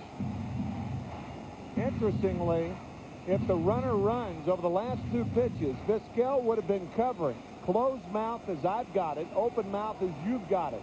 Closed mouth. He's got it if Curtis runs. He wants to cover. Matt Williams tries to start a double play and does. Wow, what a play by Matt Williams, 3-time Gold Glove Award winner. Curtis trying to break up another, but it was Roberts this time, and he turned it to end the inning. Well, you would never know that the man on your right started this season with a Cleveland Indians fan. Is he introducing himself to these middle infielders? Goes in with a very hard, late slide. He doesn't hit the ground until he's even with third base. You can see Biff Roberts comes off the back of the bag to try to protect himself, and Chad Curtis is a one-man demolition derby out there tonight. He made Omar Vizquel mad. Now, I don't think Biff cared. I don't think that bothered Biff. Do you? It certainly didn't bother him completing the double play. The brilliant turn of the double play. I mean, what a job by Biff Roberts to get rid of that ball on the money and still get Girardi. And a good feed on the part of Matt Williams, the third baseman. When you know it's a slow developing double play, you realize that that runner is going to be closing in on the middle infielder. So you try to feed him the ball on the back of the bag so he can use the base to protect himself. After that, it's up to the second baseman to make the turn, and it was a fine turn by Biff Roberts.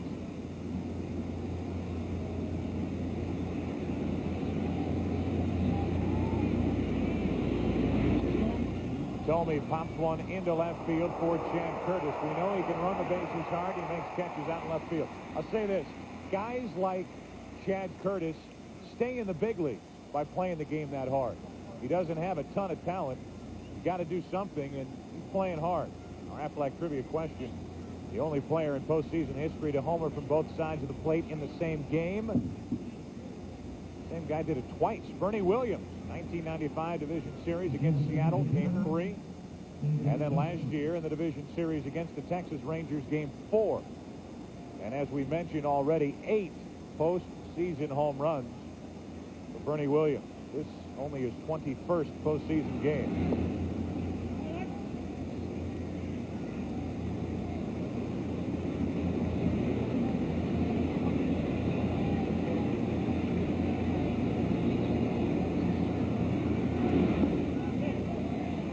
Justice went around, and the count 1-1 instead of 2-0.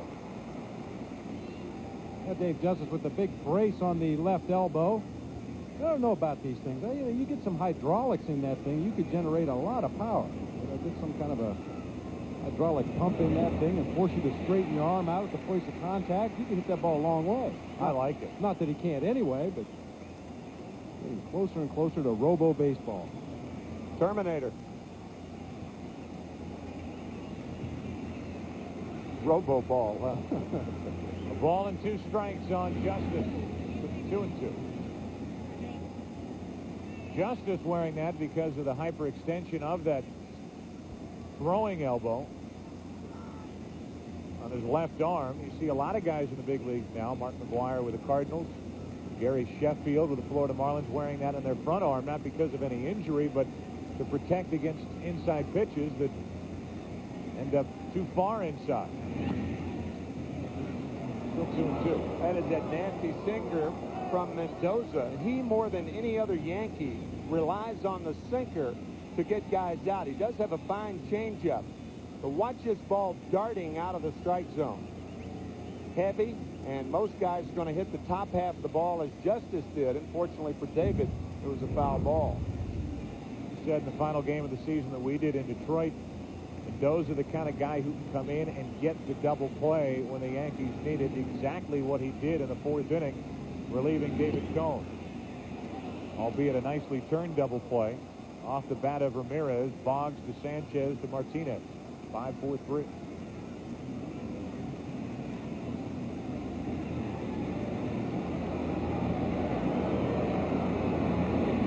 Pitch. Rocketed. Foul. That ball sounds good coming off his bat. Well, that one sure did. That handcuffed the ball boy down the right field line. You can't play him to pull any more than he is. He's right against the bleachers. Folks may be interested in knowing, well, what's the difference on a ball that sounds good and a ball that doesn't sound good? The one that sounds good is that fine click off the back part of the bat. Not that one. That didn't sound good. Mendoza off the mound to make the play. 2 out. Game 2 of the ALCS, 1977. You want to talk about play out at second base. That's Nettles, that's Randolph, and meet Mr. McRae. Run scored on the play, and get into these high-intensity games. A little more of that going on, and Willie Randolph found out the hard way. Looked more like a middle linebacker jumping over the line of scrimmage right there. The whole thing was set up by Craig Nettles, unable to get the ball out of his glove swiftly enough, and that's what we were talking about, setting up that second baseman, try to give him a good ball to handle. In those days, you could roll block to break up a double play. The rules have been changed somewhat. You have to hit the ground before making contact with the second baseman if you're going to slide into second base. Gray really known for that. Good hard base runner, and Randolph, a guy who played more games at second base for the Yankees than anyone in their history. 0-2 the count on Matt Williams. Now the third base coach for Joe Torre. 2 out, nobody on. Mendoza trying to retire the first 4 hitters that he faces here tonight. Mission accomplished. Handcuffing Matt Williams. Mendoza working well. Halfway through it. Yankees come to the plate down by 4. 1997 American League Division Series on Fox is brought to you by Miller Lite, to remind you that anything can happen at Miller Tire. By Oldsmobile and your local Oldsmobile retailers. By Gillette Sensor Excel and the Gillette Series. Gillette, the best a man can get. And by Oracle, the company that's enabling the information age through network computing. After a view of the Bronx from Manhattan, we take you inside Yankee Stadium. Riding our shots from above is the Goodyear Blimp Stars and Stripes. 1960 when the Goodyear Blimps first began live sports coverage. 1960 Orange Bowl was the first event. Can you imagine the first guy that went up in a blimp? I'm going up in that thing. Base hit up the middle by Girardi, the number 8 hitter, and the Yankees trying to get something started here in the 5th. Leadoff man is on for the second time tonight.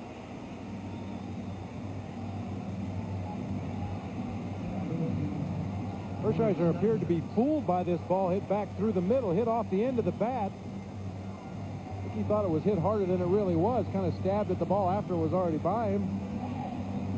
Yeah, anytime a pitcher sees a ball coming back through the box, your first instinct is self-preservation. Assume it's hit hard. That's right. It was a leadoff hit. Now Ray Sanchez sports one foul. I think, again, you look at the job that Bob Watson has done as general manager of this New York Yankees team, and you have to be impressed with some of the late season additions, this being one of them. Ray Sanchez, earlier in the year, Chad Curtis. Great timing to get Curtis, and the injury bug hits Bernie Williams, and Curtis plays extremely well on an everyday basis. Strike 2 on Sanchez. Sanchez really solidified the Yankees' infield situation, especially around the bag at second base. Very quick hands, very strong arm for a second baseman. Able to make plays out there behind second base in short center field and still come up with a strong enough throw to get the batter.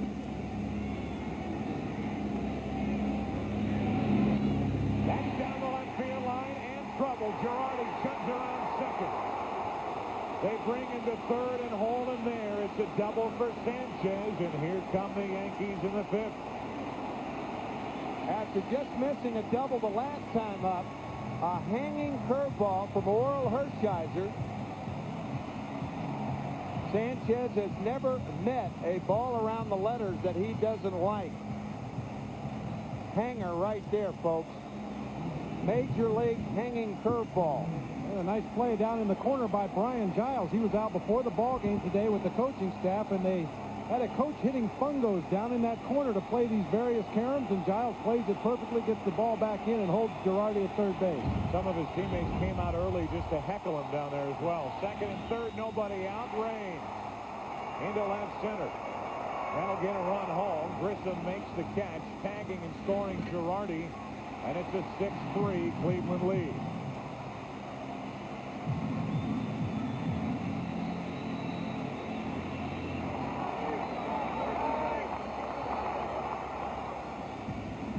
First RBI for Raines tonight.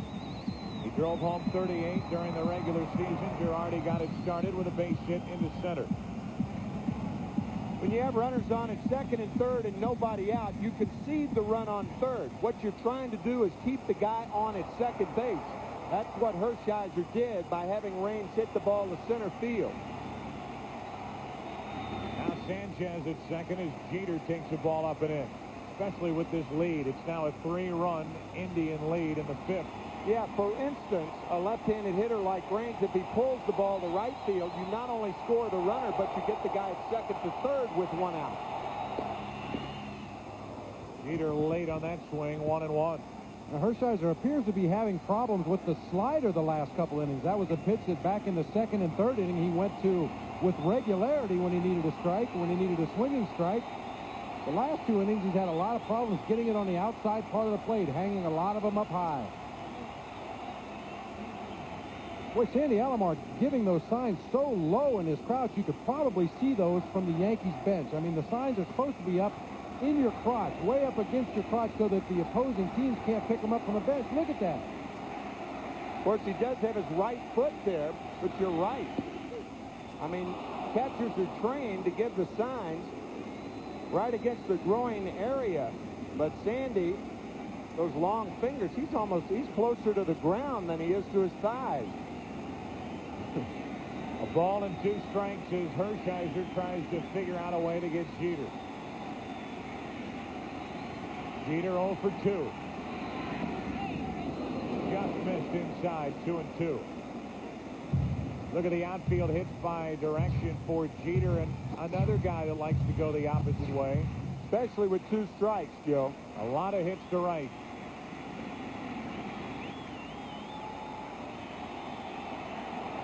Runner at second, 1 out. Into center field, a hit. Here comes Sanchez. They hold him at third. Down to second is Jeter at second and third. Outstanding base running by Derek Jeter and a poor throw by Marquise Grissom. We were kidding about Bernie Williams' throw earlier, using the Chrysler Building as the cutoff man. Well, Marquise Grissom throws it over the cutoff man, allowing Jeter to go to second without hesitation. You have a 3-run lead. You cannot make this throw, allowing the guy who hit the ball to get to second base. You definitely want to keep that double play in order. The ball got to Grissom so quickly in center field that Willie Randolph had no choice but to hold the runner at third base. Put the ball back into the cutoff man. You can score at a single and great base running. Hershiser is gone in the 5th. Mormon, the left-hander, will enter. Well, guys, what a good at-bat by Derek Jeter. He KOs Hershiser here in the 5th inning, and no chance for a win tonight for Orel Hershiser. Here's the pitch-by-pitch, a hanging breaking ball for a ball. Takes a little off a fastball. That pitch is called a strike. That pitch is called a ball. Turned the entire at-bat around for Derek Jeter. Leans out over the plate, strokes that ball into center field. As we mentioned, heads up base running to advance into scoring position on the bad throw from Marquise Grissom. The numbers for Hershiser, still responsible for runners at second and third. And Mike Hargrove, the manager of the Indians, told us before the game, if I make a mistake with Orel, it will be from taking him out too early. It will not be from leaving him in too long. That's exactly what he said, and this is an ideal time to bring in the left-hander, particularly when you have Bernie Williams, who is a switch hitter, but you have Tino Martinez behind him. Paul O'Neill, the left-hander, first up, second and third, 1 out. Then Williams, then Tino Martinez. So a big chance here for Alvin Mormon in his first ever postseason experience.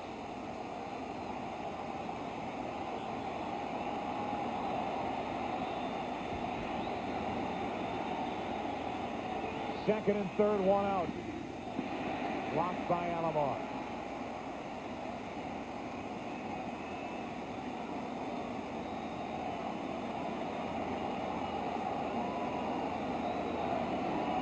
Let's see Paul O'Neill there whispering to himself at home plate.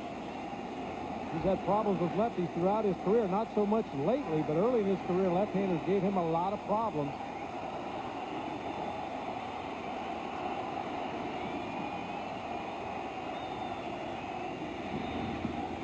Not even close, 2-0. Well, Sandy Alomar saved 2 runs, blocking 2 very tough pitches down in the dirt. Mormon trying to go after O'Neill with breaking balls. Both of them in the dirt, both of them nicely blocked by Sandy Alomar. You see that pitch hits out in front of home plate. Tim mentioned earlier, don't use the glove to catch it. Try to block it with that chest protector.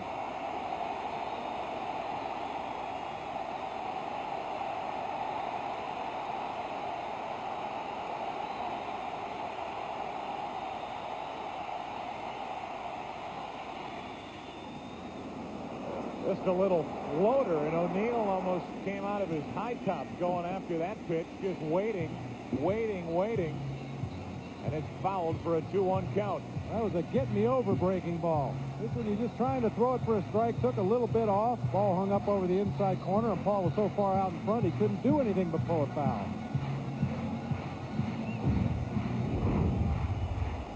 Second and third, 1 out. A base hit could make it a 1-run game.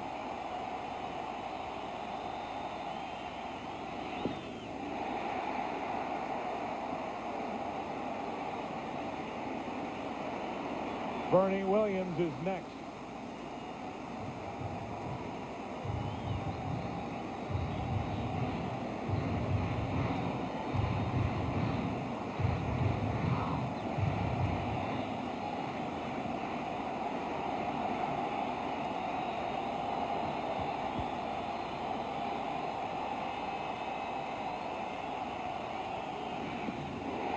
Bases loaded.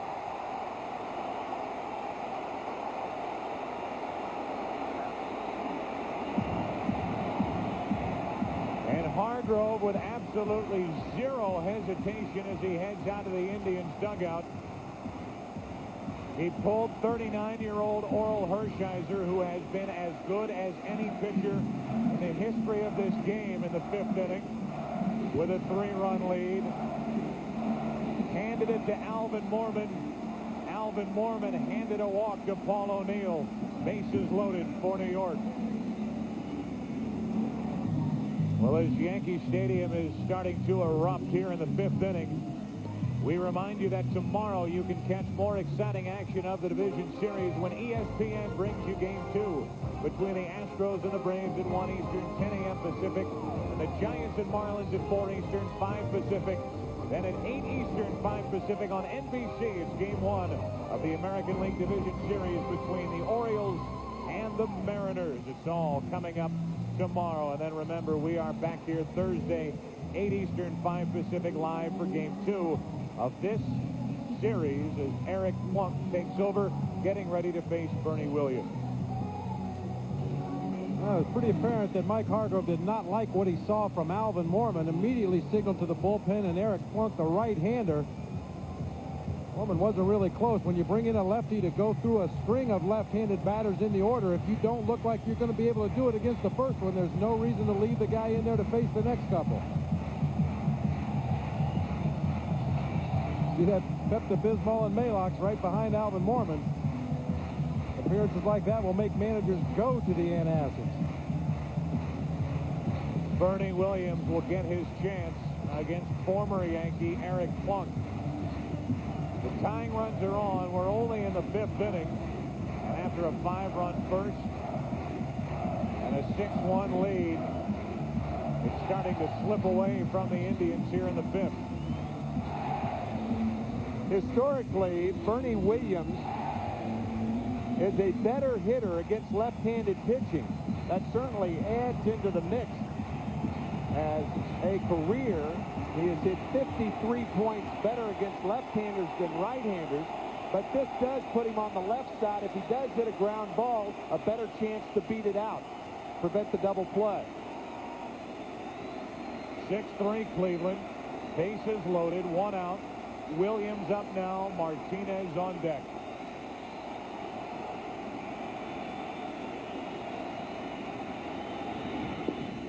Strike 1. That was a nasty slider to start him off. Bernie Williams, American League teams try to jam him. They try to crowd him with hard stuff from the left side. And that's what Plunk did with that first slider.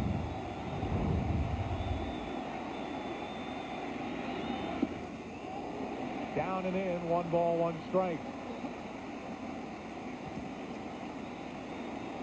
Ray Sanchez, the runner at third. Jeter with a hit and good base running in the inning at second. O'Neill at first. And Hershiser now, just like you, a spectator.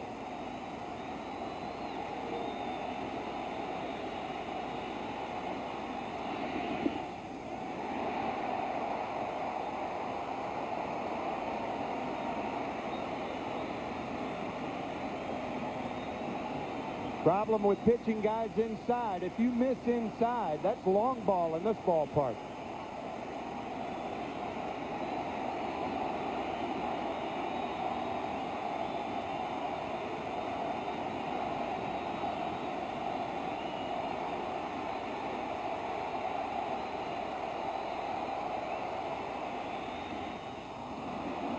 Third base side for Williams. 2 out. An enormous out for the Indians to get Bernie Williams after Plunk fell behind on the count. But there's one more big one to get. Well, it looked like Bernie Williams got a good pitch to hit, just got under it too much, lifted it foul on the third base side. Matt Williams with just enough room over there. Some additional seats have been added for the postseason. And he's right up against him as he makes the catch. Now Tino Martinez, who has singled and homered. Bases loaded, 2 out. 91 miles per hour from Plunk, up and in.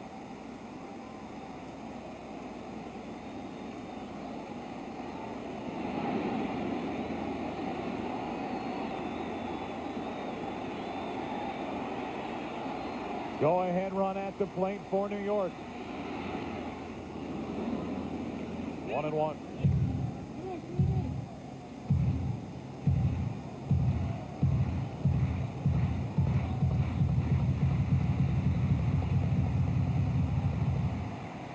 May have seen that 91-mile-an-hour reading on Plunk's first fastball to Tino Martinez. It's a little deceiving because he throws that four-seam fastball usually up high in the strike zone. It appears to pick up speed, maybe even hop a little bit at the end, unlike a sinking fastball. Down the line, but foul.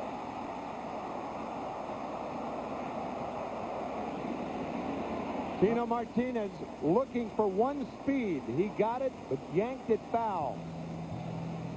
Plunk is throwing awfully hard. I agree with you, Bob. That is deceptive as far as that radar reading.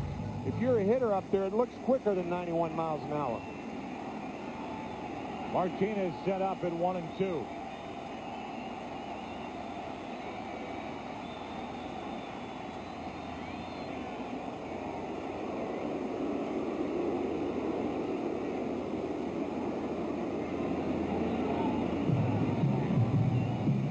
Odds on to Tino Martinez. You can pitch him up and in. You can pitch anybody up and in. But if you leave it out here, that's his hot zone. And that was close to the pitch that he just yanked foul.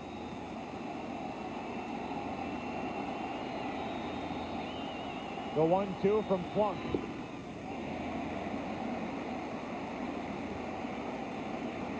Notice Sandy Alomar said, we're not going back inside with that one. And I think that pitch may be to set up a backdoor breaking ball. Bases loaded, 2 out. The breaking ball down and in for a full count, and the runners will go.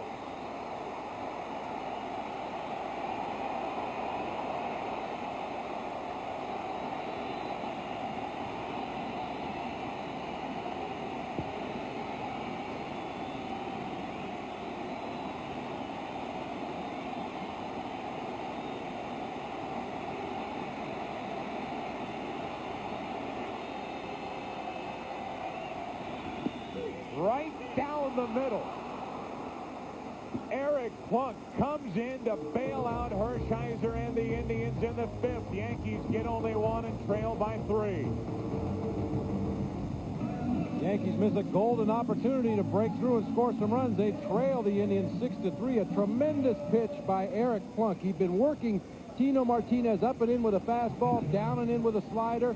You may recall when he got to 2 strikes, he missed up out of the strike zone with a fastball. I mentioned it may be setting up a backdoor breaking ball, one that starts off the plate, comes across the outside corner of the plate, absolutely freezes Tino Martinez. A very gutsy pitch to throw, but a very successful pitch. And the Yankees get only the 1 run on 3 hits in the inning and a walk. A double mixed in by Sanchez, and the Yankees had their chance with Bernie Williams and Tino Martinez not to be in the 6th inning. Sandy Alomar Jr. leads it off with the Indians leading 6-3. It will be Alomar, Giles, and Grissom, the bottom 3 against Mendoza, who has been terrific. Came on in a jam in the 4th inning, got a ground ball, double play ball off the bat of Ramirez, a 1-2-3 5th inning. Fighting back a smile as he works in the 6th. And why not? One ground ball after another. Jeter takes care of Alomar, 1 away. Don't forget, fans, tune in to Game 4 of the American League Championship Series for the $1 million Gillette Strike Zone Challenge, where one fan will have the opportunity to throw a strike for $1 million. I can't read that without thinking of Dr. Evil from Austin Powers. I'm sorry.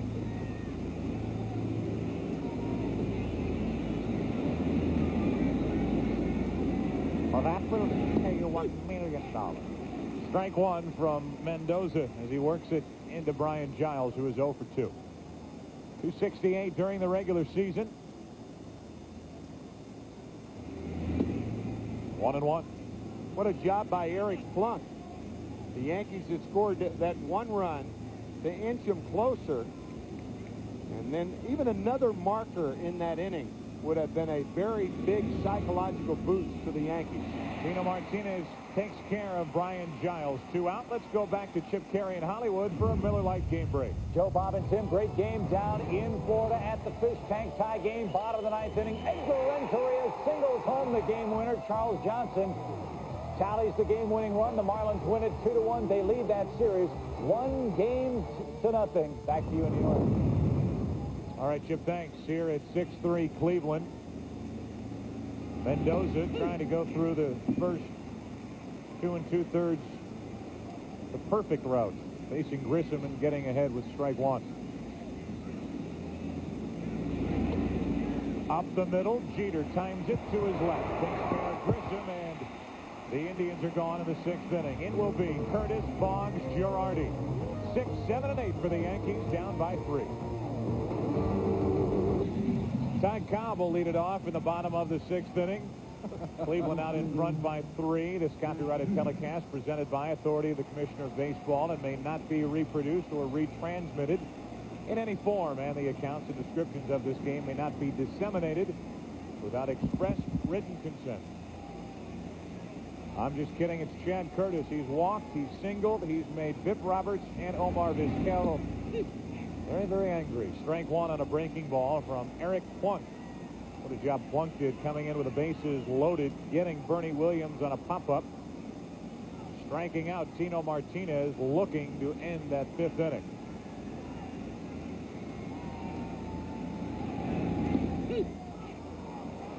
Oh, and 2. Talking about that half inning, as you see the play in the 2nd inning, Chad Curtis running into Omar Vizquel and then barreling into Bip Roberts on an attempt to break up a double play 2 innings later. 0 and 2 as Curtis stays alive. How many times this season do you think the Yankees have had runners on at 2nd and 3rd and 1 out with Paul O'Neill, Bernie Williams, and Tino Martinez coming up and not score? 7. 7, huh? You got it right on your shirt sleeve, right? Tino pounded one into the upper deck with foul and eventually struck out. 0-2 to Curtis. Easy for Jim Thome. Curtis is retired for the first time this evening. Look at the Yankee box score. DH range is hitless, but he has driven in a run with a sac fly back in the 5th. Jeter has a hit in that 5th inning. Martinez went deep, but not at the right time for the Yankees. He did hit the home run back in the 4th inning. In the bottom of the lineup, double by Ray Sanchez in the 5th inning. And that rally started with a base hit up the middle by Girardi, the number 8 hitter. Here's Boggs. I want to tell you, Eric Plunk is blowing tonight. This is about as hard as he can throw. Great name for a pitcher. Pitching coach out in Denver with the Colorado Rockies by the name of Frank Plunk. At times appropriately named, and Eric Plunk. As Bob shoots one to center, Grissom cannot get to it in time. A one-out hit for Bonds. He's on base. His first hit of the night.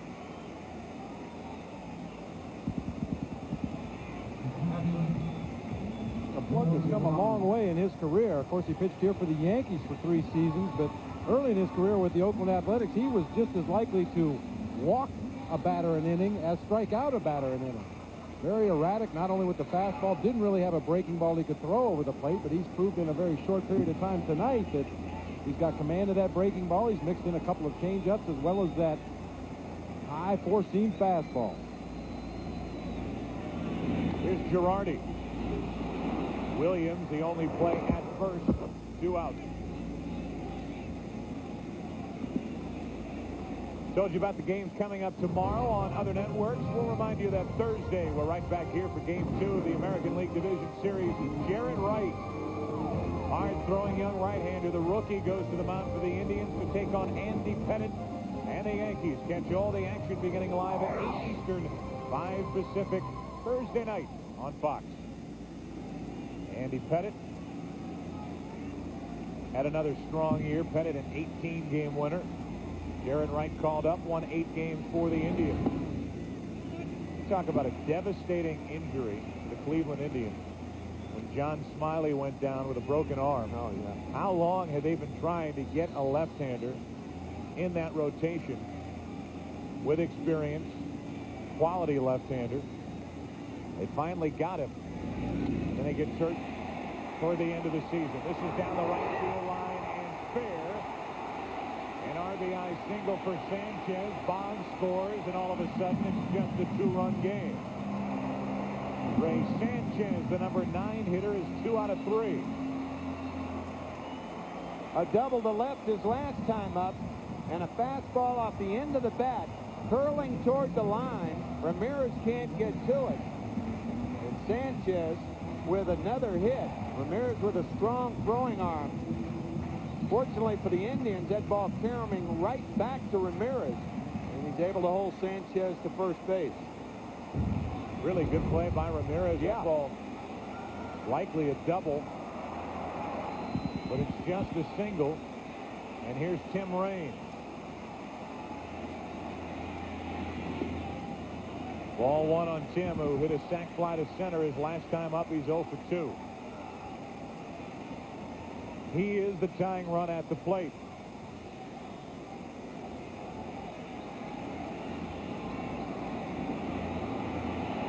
Jeter would be next.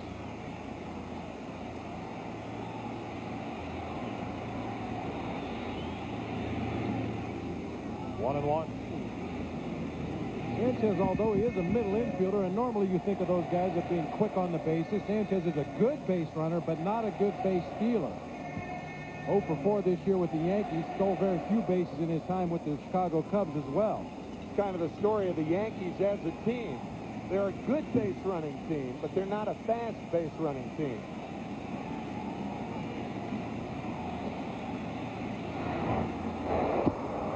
And because of that, when Joe Torre came to the Yankees last year, early on, everybody talking about how he brought a National League style of baseball to this Yankee team as Paul Ossenmacher gets ready with an eye on Paul O'Neill. He's in the hole. He would follow Jeter if the Yankees try to rally further here in the 6th. Low to range. It's 2-1. If Sanchez had better speed, Eric Plunk is a good pitcher to steal against. When he comes set in his stretch position, the first thing that moves are his hands. The throwing hand and the glove start their movement upward before he picks up that front leg and starts his delivery to home plate. He's 6'5", and most tall pitchers are good to run on. 1 on, 2 out, range, hits it to right. We're tied.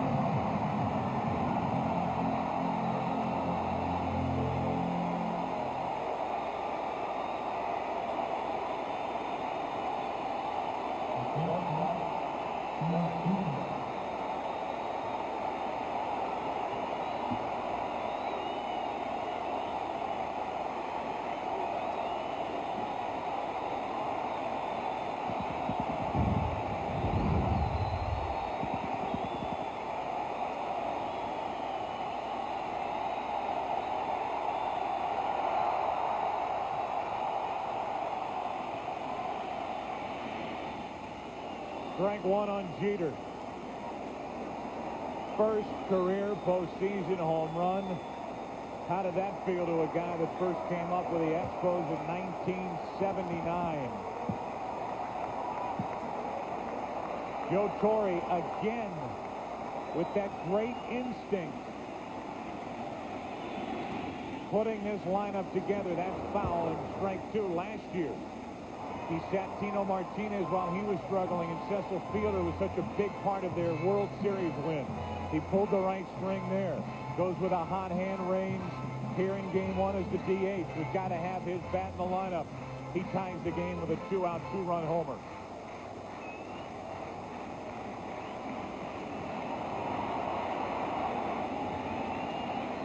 And a 5-run lead, which the Indians once enjoyed, is now gone.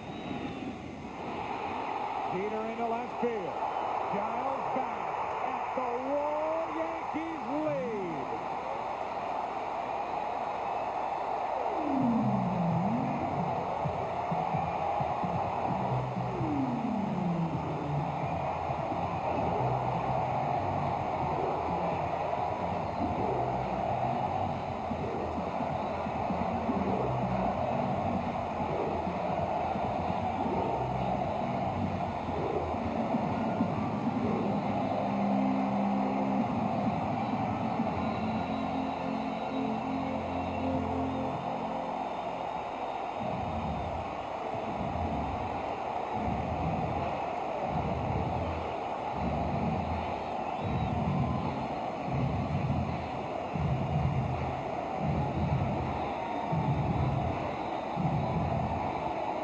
This swing in the 6th, the Yankees take a 1-run lead. Bronx Bombers once again. A 3-home-run night. Tim Raines tied it with that cut. Jeter, the second-year player, puts New York out in front, and the Indians need a new pitcher here in the 6th. Told you not to touch that dial. For all that great work that Eric Plunk gave the Indians in the 5th. The Yankees get him with 2 out here in the 6th inning. Overtake the Indians, lead 7-6, and here's the left-hander Ossenmacher. Strike 1 on O'Neill. O'Neill 0 for 2 with a walk. 5-0 after a half inning. 6-1 after 3.5. A 4-run 6th inning and a 7-6 New York lead. Strike 2. How about that swing by Jeter? Well, we talk about guys getting extension on a ball to hit a home run. Watch Derek Jeter's right arm. His elbow is right in against his body as he pulls through. Watch the right arm on contact. Look at that right elbow is in the middle of his stomach. That is no extension whatsoever, but he gets the head of the bat on that fastball and drives it out of here. Now the 0-2 to O'Neill is smoked to center. Grissom back.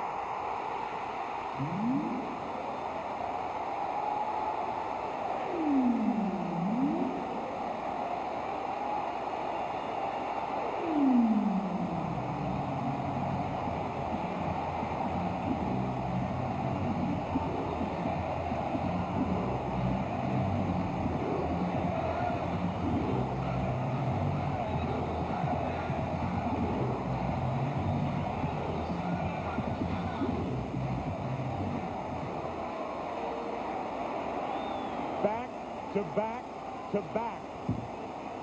And an 8-6 New York lead.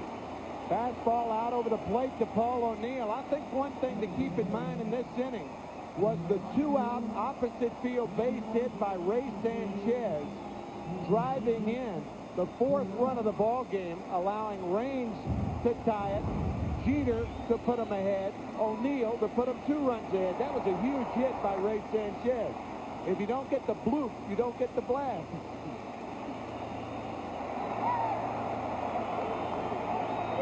We showed you earlier, O'Neill is a very good opposite field hitter, led the major leagues in base hits to the opposite field. This one to straightaway center field here in Yankee Stadium, and pretty much of a no-doubter. Marquise Grissom gave it an effort, ran back to the track, but no chance.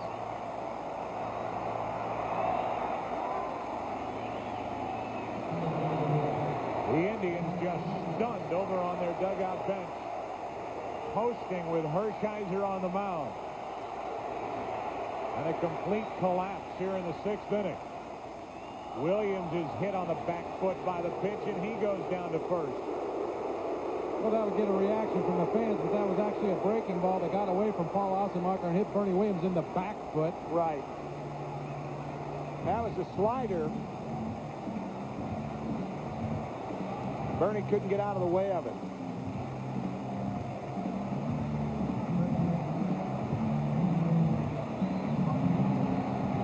If you're going to try to make a statement after giving up back-to-back-to-back home runs, it's not going to be with a breaking ball in the foot. No.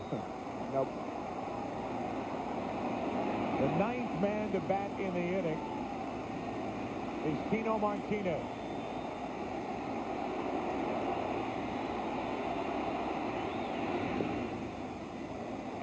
Ball 1 from Ossenmacher.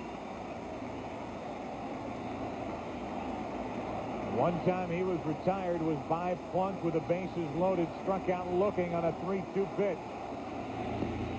Big swing, 1-1.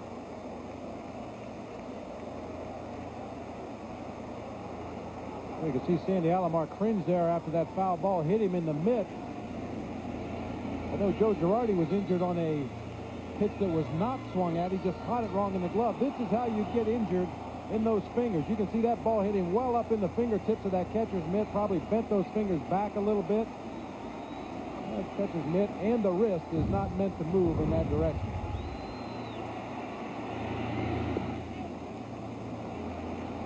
Two balls and a strike.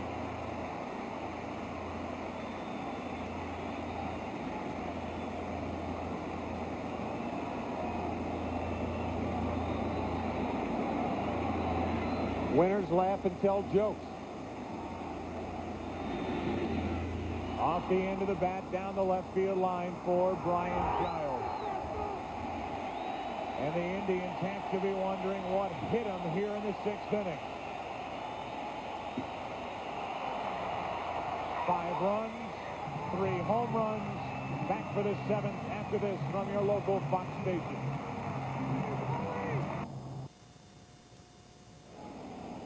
Welcome back to the 7th inning here at Yankee Stadium with the Yankees out in front now by 2, and that 5-run Cleveland first inning lead is but a distant memory for the Indians as Pip Roberts leads it off against a guy who won't get a lot of ink but should, Ramiro Mendoza.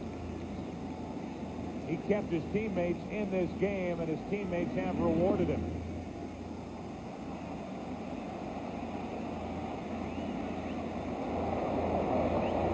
Roberts, Vizquel, Ramirez, top of the lineup for the Indians. 3-0 from Mendoza.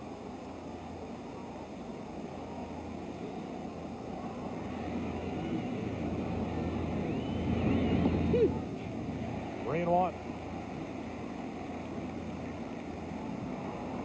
David Cohn lasted only 3 1/3 innings. Since then, it's been Mendoza. Full count. Mendoza's retired all 7 Indian hitters he has faced.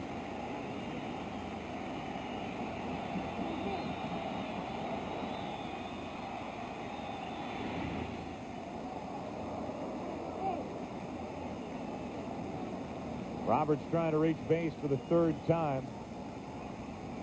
Walked, stole a base, and scored in the 1st. Drove home a run and stole a base in the 4th. Still 3-2. Mendoza just continues to hammer that sinker in there. He starts it either inside and tails it back over the heart of the plate, or starts it over the heart of the plate, tails it down and away. Here comes another one. Base hit for Bip Roberts, and here come the Indians right back with a leadoff single to start the 7th. And Roberts is on base for the 3rd time tonight. Talk about a big late season pickup. Here's a look at our game summary. Cleveland, a 5-run first inning on 3 hits, which for the most part concluded with an Alomar 3-run home run. The Yankees with 5 runs on 5 hits. Back-to-back-to-back home runs by Raines, Jeter, and O'Neill. Cone did not get through 4. Hershiser did not get through 5. So while we came in talking about Cone and Hershiser, it's now a battle of the bullpens and a slugfest here in Game 1.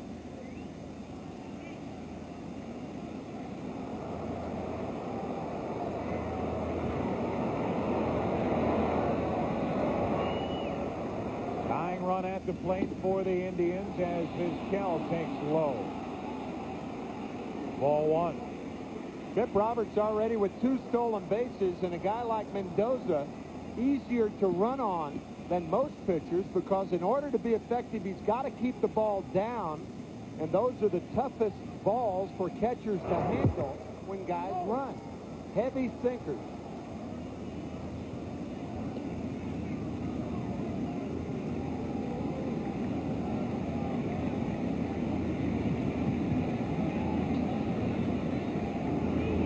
Roberts starts and stops on strike 1 to Vizquel.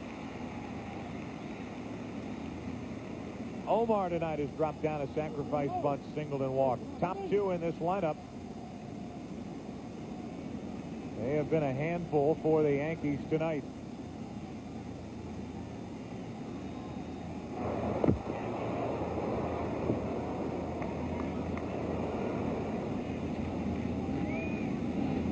Since that base hit in the early innings by Vizquel to left field, Chad Curtis has come in about 5 steps, properly planting shallow.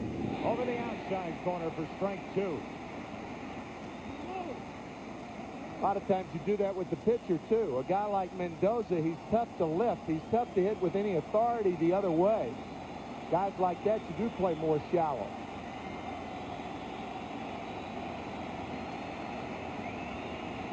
Vizquel set up at 1-2 and now gone.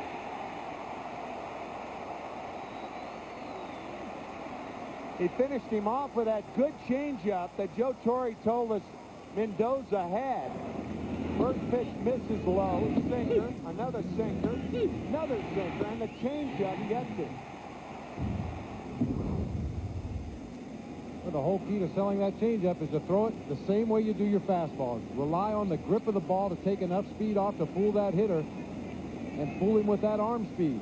Looks like a fastball, floats up to the plate. Now with Roberts on and 1 out, Manny Ramirez, who is more than capable of tying this game with 1 swing, digs in. Drove home a run back in the 1st. He was the first Cleveland hitter to face Mendoza when he entered in the 4th inning with 2 on, 1 out. Grounded into a 5-4-3 double play. Got under it, into center, Bernie Williams, 2 out. And while we talk about the top 2 hitters in the lineup for Cleveland, we look at their box score. Manny Ramirez now 1 for 4 with that fly ball out. Tomey, who is coming up here, which will prompt the pitching change. 1 out of 3, and then Justice. So the top 2 left-handed bats coming up for Cleveland.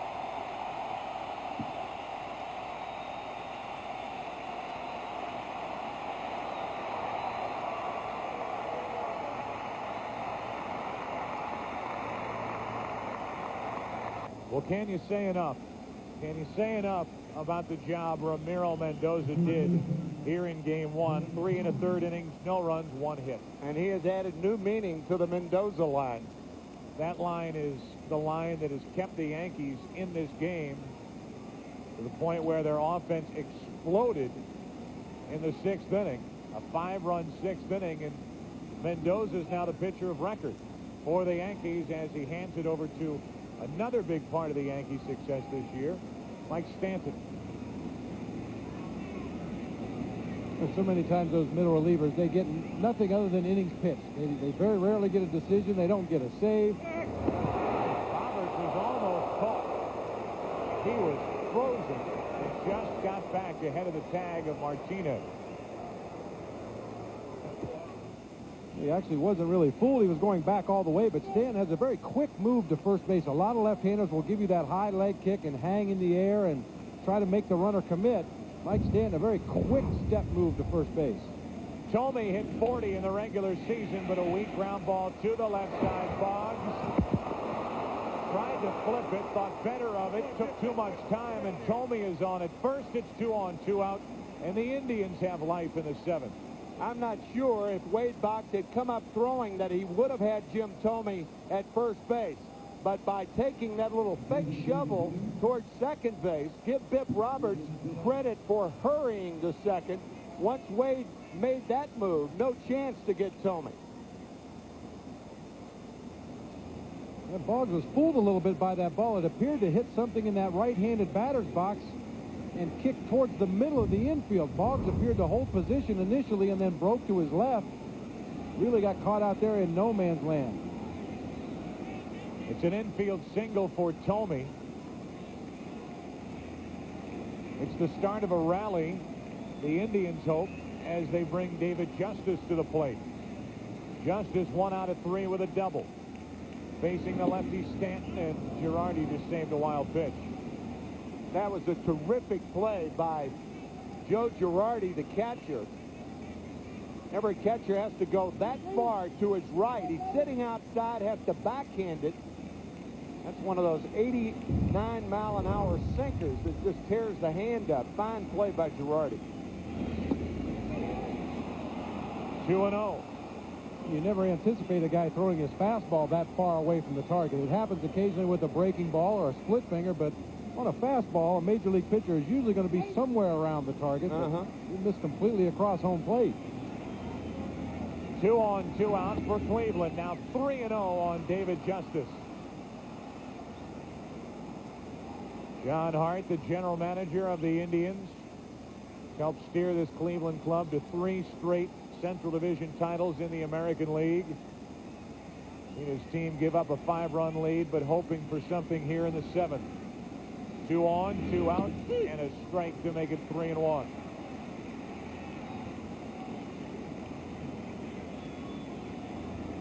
The go-ahead run at the plate for the Indians. 2 on, 2 out.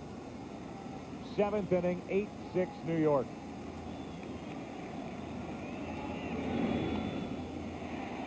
That ball trying to get out of play, and it will. Full count. Jeff Nelson, the right-hander, getting ready in case this inning continues past Justice, with Matt Williams on deck.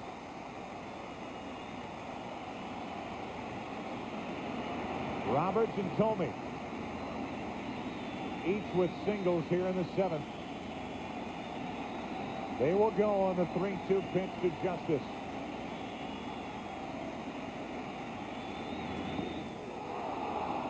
Just missing for ball 4 to load the bases. And with Williams coming up, Joe Torre comes out of the Yankee dugout. An infield hit by Thome. A walk to Justice. And Joe Torre makes that long, slow walk out to the mound with Matt Williams coming up. The handoff, and Jeff Nelson will be on the mound when we come back. We are in the top of the 7th inning, and the Indians trying to answer the Yankees.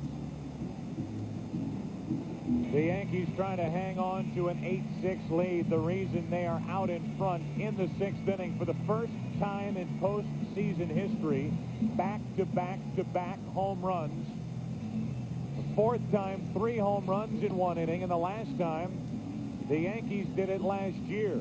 In the ALCS, the Yankees at Baltimore, Game 5. Home run by Raines tied it. Home run by Jeter put the Yankees out in front. This the insurance tally, and they are going to need all of it, it looks like, with the bases loaded, 2 out. And Matt Williams coming up. Not only back-to-back-to-back in the 6th inning, but a 4-homer night for the Yankees. And here's Jeff Nelson with the bases loaded, 2 out, in to face Matt Williams. And it's very important for Nelson to stay ahead of Williams so he can use the slider out of the strike zone. Matt does become a little anxious when he's behind in the count. But if he gets ahead of Nelson, it's another story. Bases loaded, 2 out.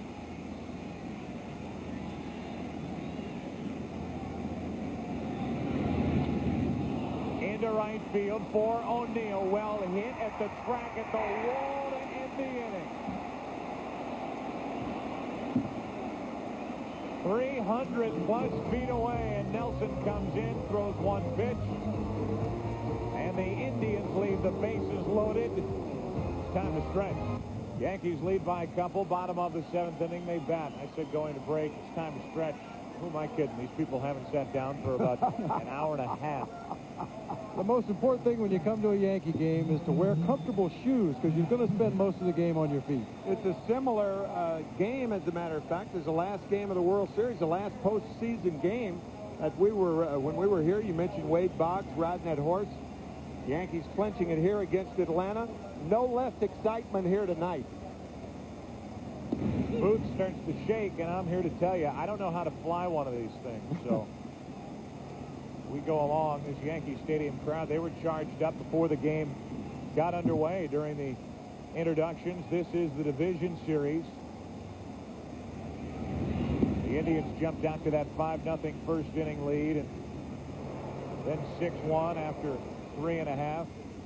The Yankees coming back with single runs in the 4th, 5th, and 5 in the 6th inning. The Indians just missing a chance in the top of this inning, leaving the bases loaded with Williams at the plate.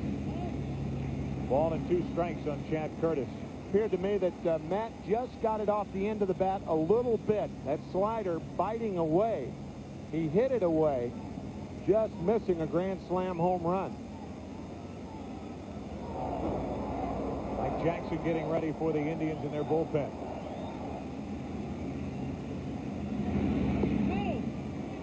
Two and 2 on Curtis, and Assenmacher will not only have Curtis, but Boggs, who waits on deck. Wade a big hit in that 5-run 6th inning.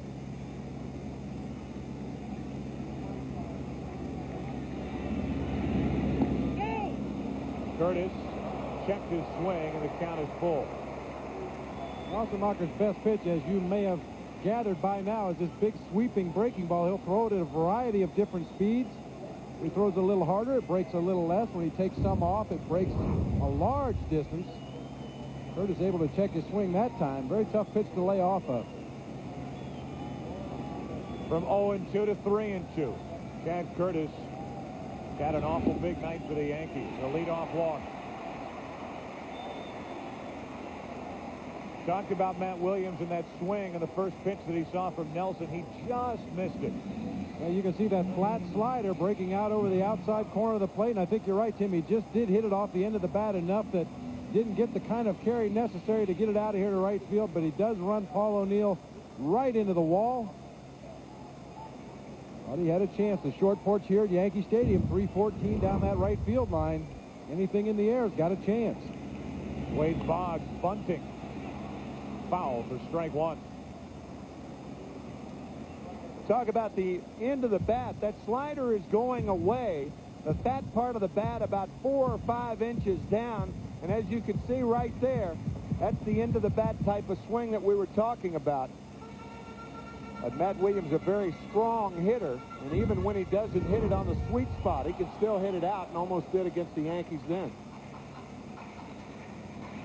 He wasn't going to give Jeff Nelson a chance to get ahead of him. We talked about that slider, the bad slider, the one that breaks out of the zone that's so tough to lay off of. Matt Williams wasn't going to let him get to that point. Swung at the first pitch he saw. Curtis, who during the regular season stole 12, was caught 6 times. He's at first, and the Indians still expect the bunt from Boggs.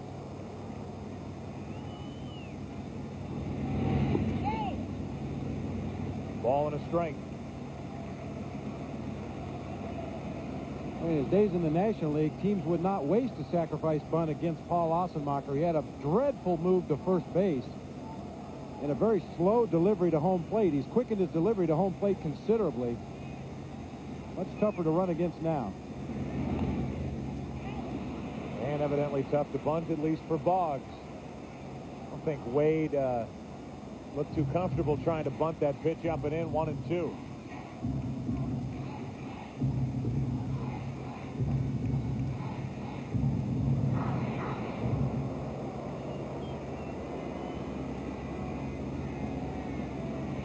Here's a guy with over 2,800 hits. He got the 2,800 on a triple in Detroit the last weekend of the season. He doesn't bunt to sacrifice much, I'll tell you. It looked like even with 2 strikes, Wade Boggs was going to sacrifice again. He had that movement toward Ossenmacher. That game of cat and mouse, you can never really be sure. I mentioned Ossenmacher, a very poor move to first, very easy to read as a runner, very easy to read as a batter as well. Swinging, and the little fly ball to Giles in left, so Boggs could not get the bunt down and therefore does not advance the runner.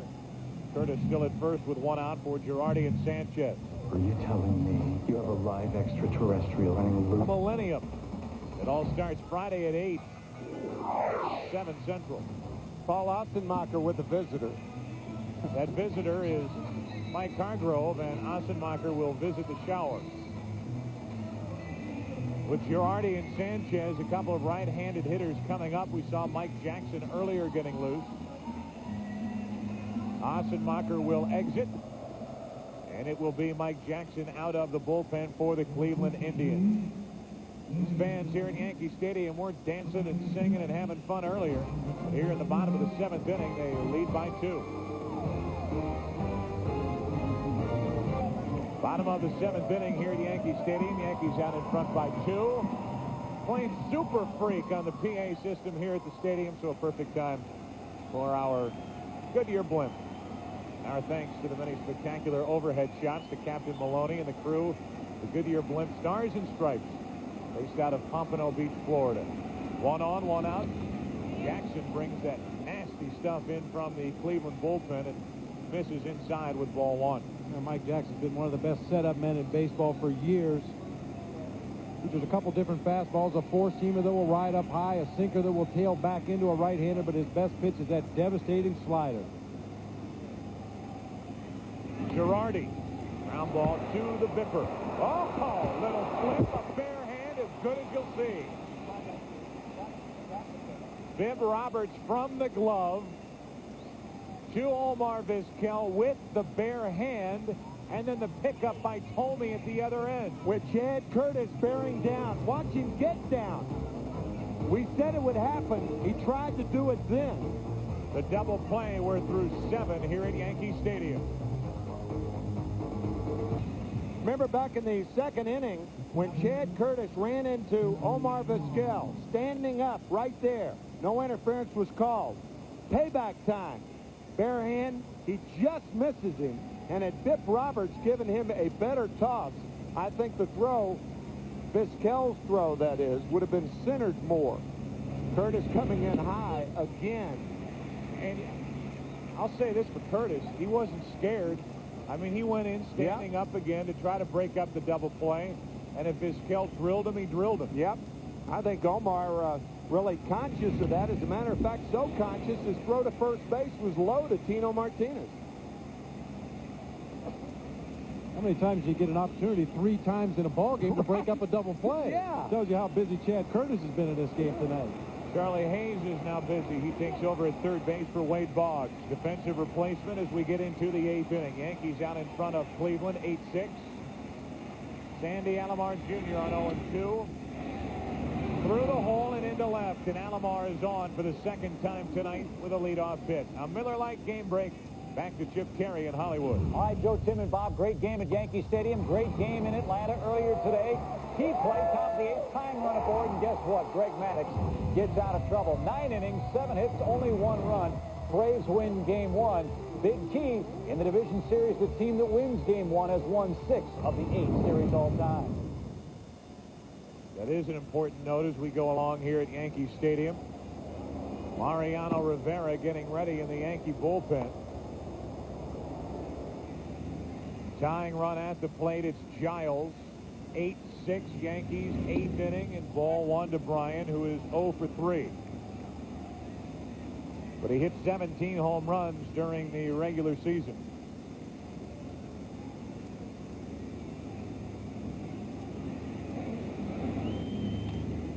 To the right side, Sanchez. Heck of a play. Good pickup by Jeter. 1 out.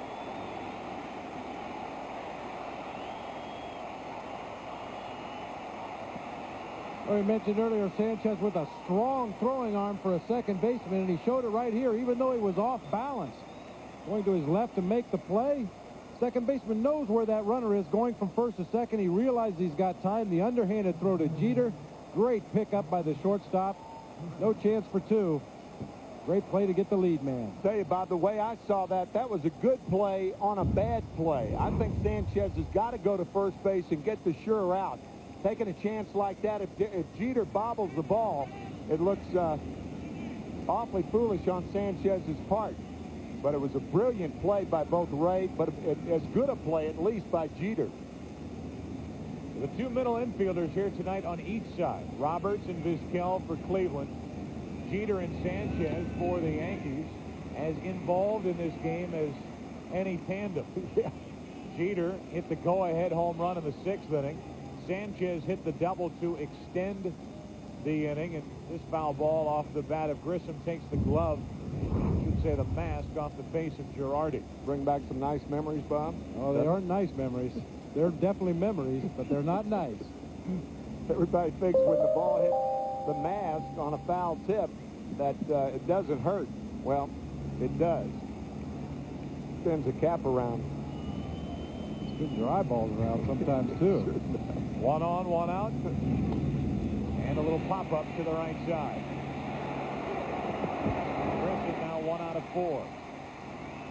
This crowd here of 57,398 packed into Yankee Stadium, the largest crowd here since they remodeled Yankee Stadium in 1976. 74th anniversary of this ballpark. This is the 22nd year since that renovation in 76. 1 on, 2 out. Bip Roberts, he's been on base 3 times tonight.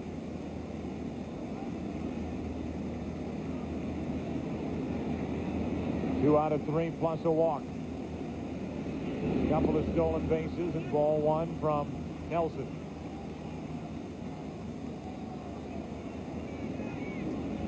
Everybody talks about the Baltimore Oriole bullpen, but it was the New York Yankee bullpen with the lowest earned run average in the American League this year.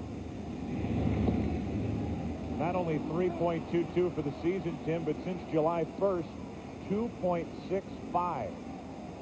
Which is about a half a run better than anybody else. And that's a huge margin. Boggs earlier this season was a relief pitcher for the Yankees. I have a feeling that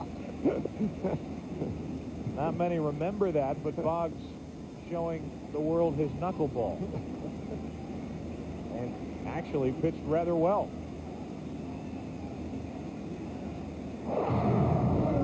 It was August 19th at Anaheim. Angels were leading the Yankees 12-4. A hitless 8th inning. He walked 1, but struck out Todd Green, who had to then go face his teammates in the dugout. And now, as Roberts waits for the 2-0 pitch, out comes Joe Torre, and this might be a 4-out night for Mariano Rivera. It will be.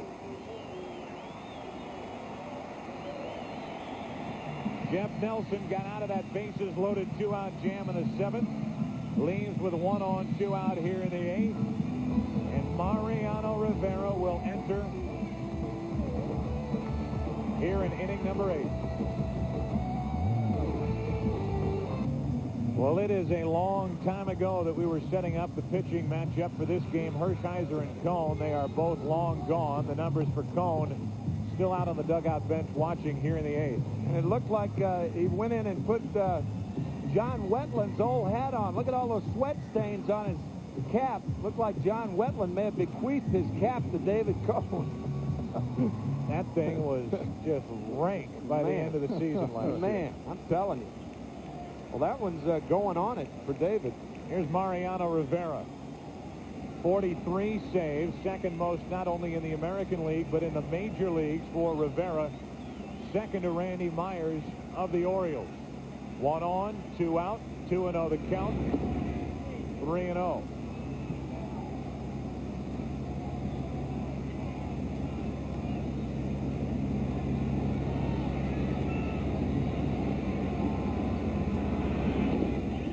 Roberts is on base for the 4th time tonight. A hit, a walk in the inning, and here's the scouting report on Mariano Rivera. That explosive high four-seam fastball with a little bit of giddy up at the end of it, and most hitters will talk about that second bullet point. He hides the ball so well, his delivery is so smooth and so slow that the ball really seems to jump on you when you're up there at the plate.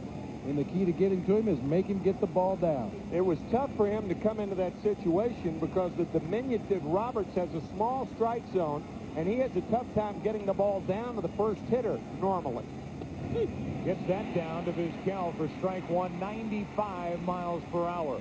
Tying runs are on for the Indians. Great speed aboard with Giles, the lead runner, and Bip Roberts, the tying run, the trail runner. 2 on, 2 out, 0-1 on Vizquel. He went strike 2. The first 2 pitches to Roberts were high. Next 2 pitches were down in the zone to Vizquel. Omar going too far on this fastball inside. The Indians are assured, however, that Ramirez, Tomey, and Justice will bat before the end of the night. 2 on, 2 out. Martinez to his right, and over. Rivera comes in and shuts the door on the 8th inning. The Indians now have left 8. Bottom of the 8th, Yankees bat up by 2. The 1997 American League Division Series on Fox is brought to you by Mercedes-Benz. Come by your local authorized dealer and fall in love. By Starter, the authentic jacket for all 28 Major League Baseball teams. By Gatorade Thirst Quencher, you don't have to live thirsty. Life is a sport. Drink it up. And by Burger King, where you get your burger's worth. Welcome back to Yankee Stadium, along with our producer, John Filippelli, our director, Bill Webb, Joe Buck, Tim McCarver, Bob Brenly. We get into the bottom of the 8th inning. Yankees bat leading by 2. The end of tonight's game. Tim, Bob, and I will select the Chevy Truck player of the game. Here's Ray Sanchez. What a night for Sanchez. His first in the postseason. He is making it count, facing Mike Jackson in strike 1. Still think the biggest hit in that 5-run 6th inning was the hit by Sanchez to right field that set it up for the power guys. The little bloop and then 3 straight home runs. You've got Eric Plunks pitching out of a stretch. New life if he opens a new inning with nobody on base. Still a 2-run lead. Huge hit by Sanchez.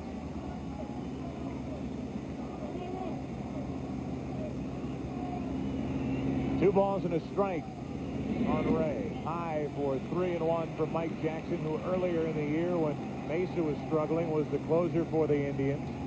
In fact, had 15 saves. Mesa bettered him with 16 on the year.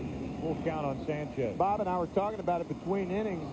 We both agreed that Mike Jackson's the guy that held his pitching staff together. The short man early in the year for about 2 months before Jose Mesa could get on track.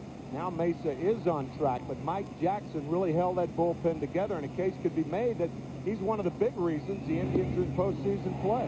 Just missing on 3-2 and a leadoff walk to Ray Sanchez on base for the 3rd straight time. And Mike Hargrove Wondering where that pitch was. This week, America's most watched pregame show back on the road, and they'll be live from Green Bay. And don't miss the key NFC Central battle, as in Green Bay, the 5-0 Buccaneers take on the Packers or other regional action. Coverage begins at noon Eastern, 9 a.m. Pacific, right here on Fox. Check your local listings for the game and time in your area. And here's Tim Rock Rain. Hit the game-tying 2-run home run in the 6th inning. Going bunt, taking ball 1. Talked about the Indians in the 9th inning, assured of having Manny Ramirez, Jim Thome, and David Justice to the plate. Important for Jackson to keep this a 2-run game. You get one base runner, you have a chance. Off Jackson to Robert, another flip from the glove. And a 1-4-6-3 double play. Not a bad combo up the middle for Roberts and Vizquel. That is the 4th double play turned by Roberts and Vizquel in this ball game, and they've turned them in every imaginable fashion. 3 times with Chad Curtis bearing down on the 2 of them. And once again, Roberts with the flip out of the glove, never got the bare hand on the ball. Very dangerous play out there in the middle infield, but so far he's been either very fortunate or very good twice. 2 out, nobody on for Jeter, and a strike from Jackson. For some reason, the Yankees abandoned the bunt. Raines was swinging. Jackson deflected it to Roberts, onto Vizquel and onto Thome for the double play. 2 out, nobody on, and Jeter squirts one foul for strike 2. That'll probably be something that Frank Torre will be telling Joe Torre tomorrow. Why'd you abandon the bunt? Joe said it was fine today because they haven't played their first postseason game. Frank back in the hospital. Joe talking to him this afternoon. You may remember that last year Frank Torre had a heart transplant. Huge story, as was the Torre story of last year. So moving that it's going to be made into a movie, being shown the middle of this month.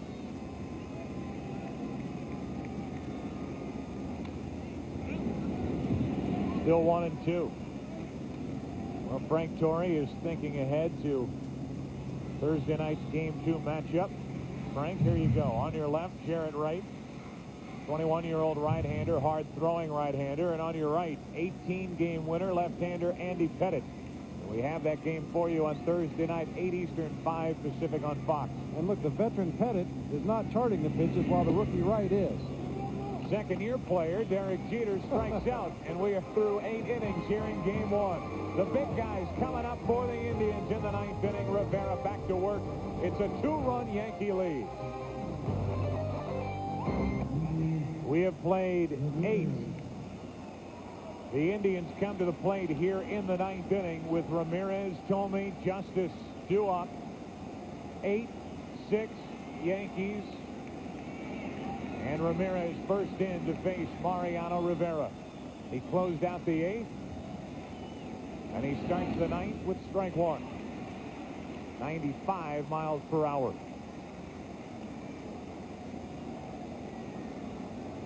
This season against the Indians, the numbers: 1 save, a big ERA, just under 5. The Indians not without hope here in the 9th inning. They need a base runner to have a chance. 1-1.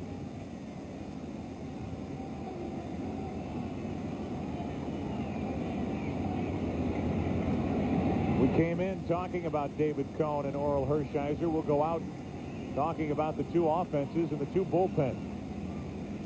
The 1-1 to Ramirez. Up the middle. Jeter can't get to it, and the Indians have a leadoff hit here in the 9th. And they have their chance with Thome, Justice, and Williams coming up. Joe, you and I did a Saturday game earlier in the year. Jim Thome homered off of Mariano Rivera on a fastball about waist-high inside part of the plate. That made the game 3-2, and that's where it ended. But it could have been a big home run, and we'll see how Rivera, pitchers have long memories. We'll see how he works Thome right here. Remember that at bat. Tomey had great swings against Rivera. The matchup, as Tomey represents the tying run, comes up empty, strike one.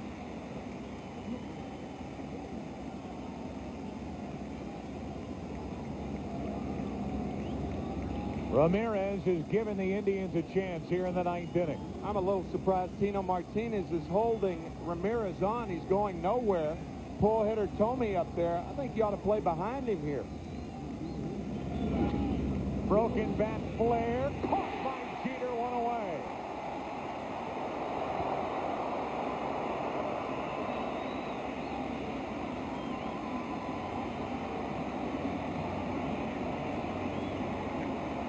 He timed it perfectly. He wanted to jump initially, and by the time he finally jumped, basketball skills do come in handy in baseball.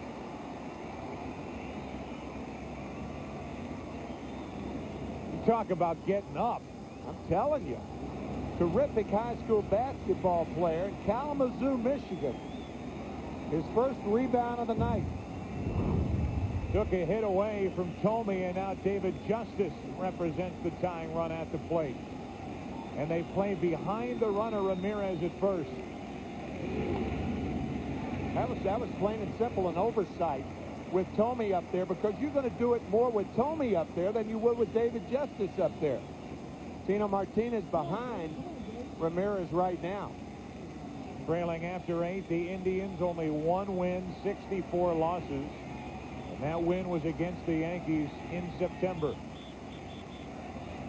When the Indians clinched, as Justice takes high, 1-1. That was close. You can see where Mariano Rivera would have a lot of check swings with hitters because they have to start so quickly.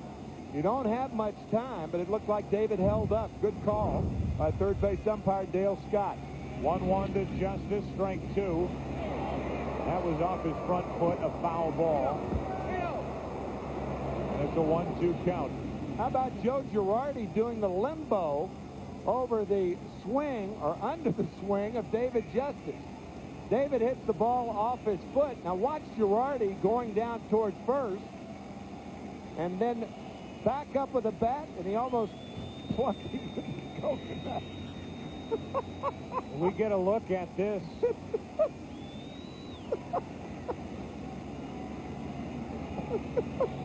That is the laugh of an ex-catcher. Certainly inadvertent by David Justice, but that was funny. Joe Torre out to argue. The count is 1-2 on Justice. We have sent Bob Brenly down. Try to grab an interview after this game, so he will fight the masses. The Indians trying to fight their way back. Justice set up at 1-2.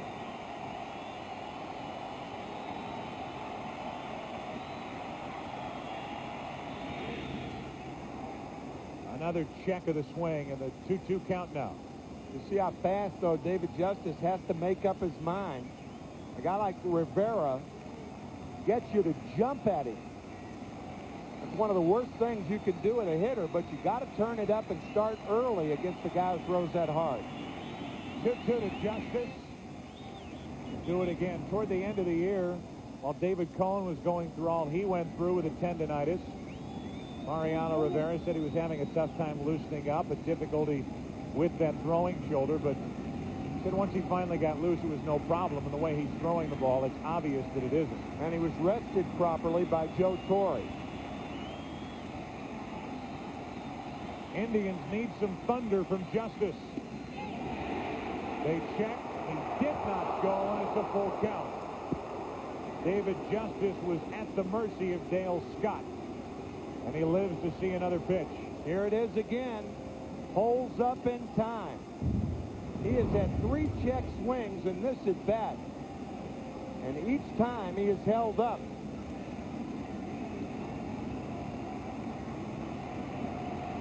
Tying run at the plate.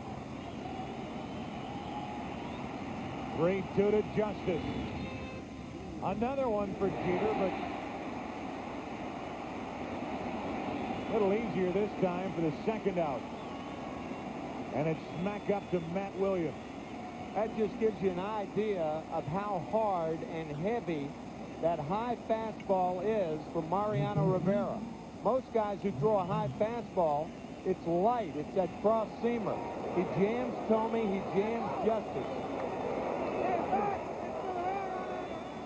The Indians down to their final out. How disheartening a loss this would be for the Indians in a short best-of-5 series. A 5-0 lead. The Indians bullpen could not hang on. Hershiser could not get through 5. And it's now the Yankees bullpen following that Yankee thunder in the 6th inning trying to hang on to a lead. Strike one.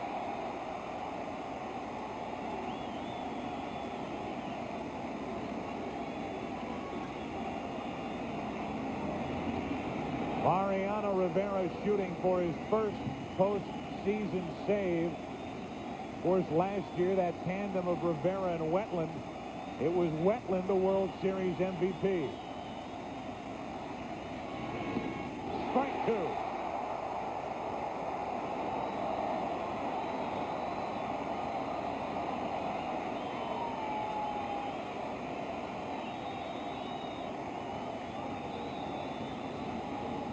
And now we'll be delayed as some debris gets loose out in right field. Matt Williams and Mariano Rivera have a little while longer to think about this 0-2 pitch. And the Indians will have an off day tomorrow to think about what might be a very disappointing night, to say the least, here at Yankee Stadium. Up 5-0 after a half inning, 6-1 after 3.5. It's 8-6 New York in the ninth. Williams a tying run at the plate, the 0-2.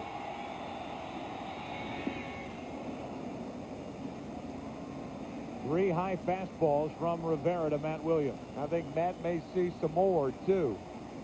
Swinging through the first two, it is so hard to make him get the ball down.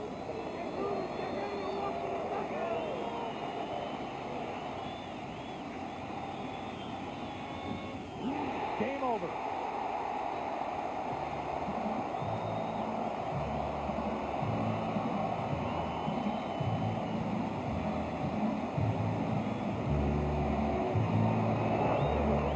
The one that got away here at Yankee Stadium for the Indians.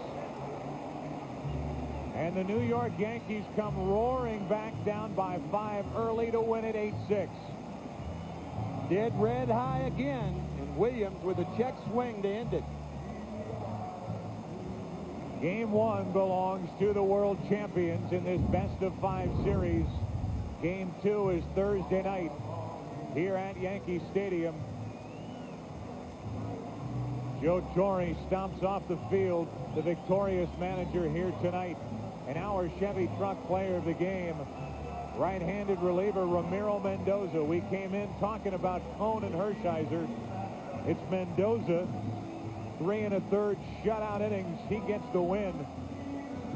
His first in postseason. Plunk gets the loss. Rivera, again, his first postseason save. An 8-6 Yankee victory, and some of the Indian players can't believe what hit him here tonight in Game 1. Down on the field, our other partner, Bob Friendly, who has an interview. Bob. Well, we're standing here with Tim Raines, one of the stars of the ballgame. Tim, you guys fell behind 5-0 early. What was the feeling in the dugout at that point? Well, we felt if David could hold him there, we felt we had a chance. The bats started coming around in about the 4th or 5th inning, and we had a couple opportunities early we could capitalize, and we was wondering if that was going to go astray, but things came together, and we were able to get back in the game and win it. How about your experience last year in the postseason? Did that help you stay in the ball game tonight? I think so. Not only that, the games we won on the road, I think, you know, losing here at home and feeling that we had a chance to go on the road and win some ball games, give us an opportunity to feel that regardless of what's happening, we got a chance to come back and win. You know, Joe Torre made a controversial decision inserting you as that DH in the lineup. You really responded in a big way tonight. Well, I think so. I think I came back after the injury and proved that I deserved to play, and I think Joe looked at it that way, and that was the reason why I was playing today. Well, Tim, congratulations. Great ball game tonight. Thank you. All right, Joe, back up to you. All right, Bob, thank you very much. Congratulations to Tim Raines and the Yankees. Don't forget, Thursday, we're right back here for Game 2 of the American League Division Series. Jared Wright of the Indians takes on Andy Pettit and the Yankees. Catch all the action beginning live at 8 Eastern, 5 Pacific, right here on Fox. We remind those of you in the Eastern and Central time zones, local news is coming your way. And in the Mountain and Pacific time zones, regular programming is next. Game 1 of this best-of-5 belongs to the world champions, a final of 8-6. For Bob and Tim, I'm Joe. Good night. You've been watching Fox Sports coverage of Major League Baseball.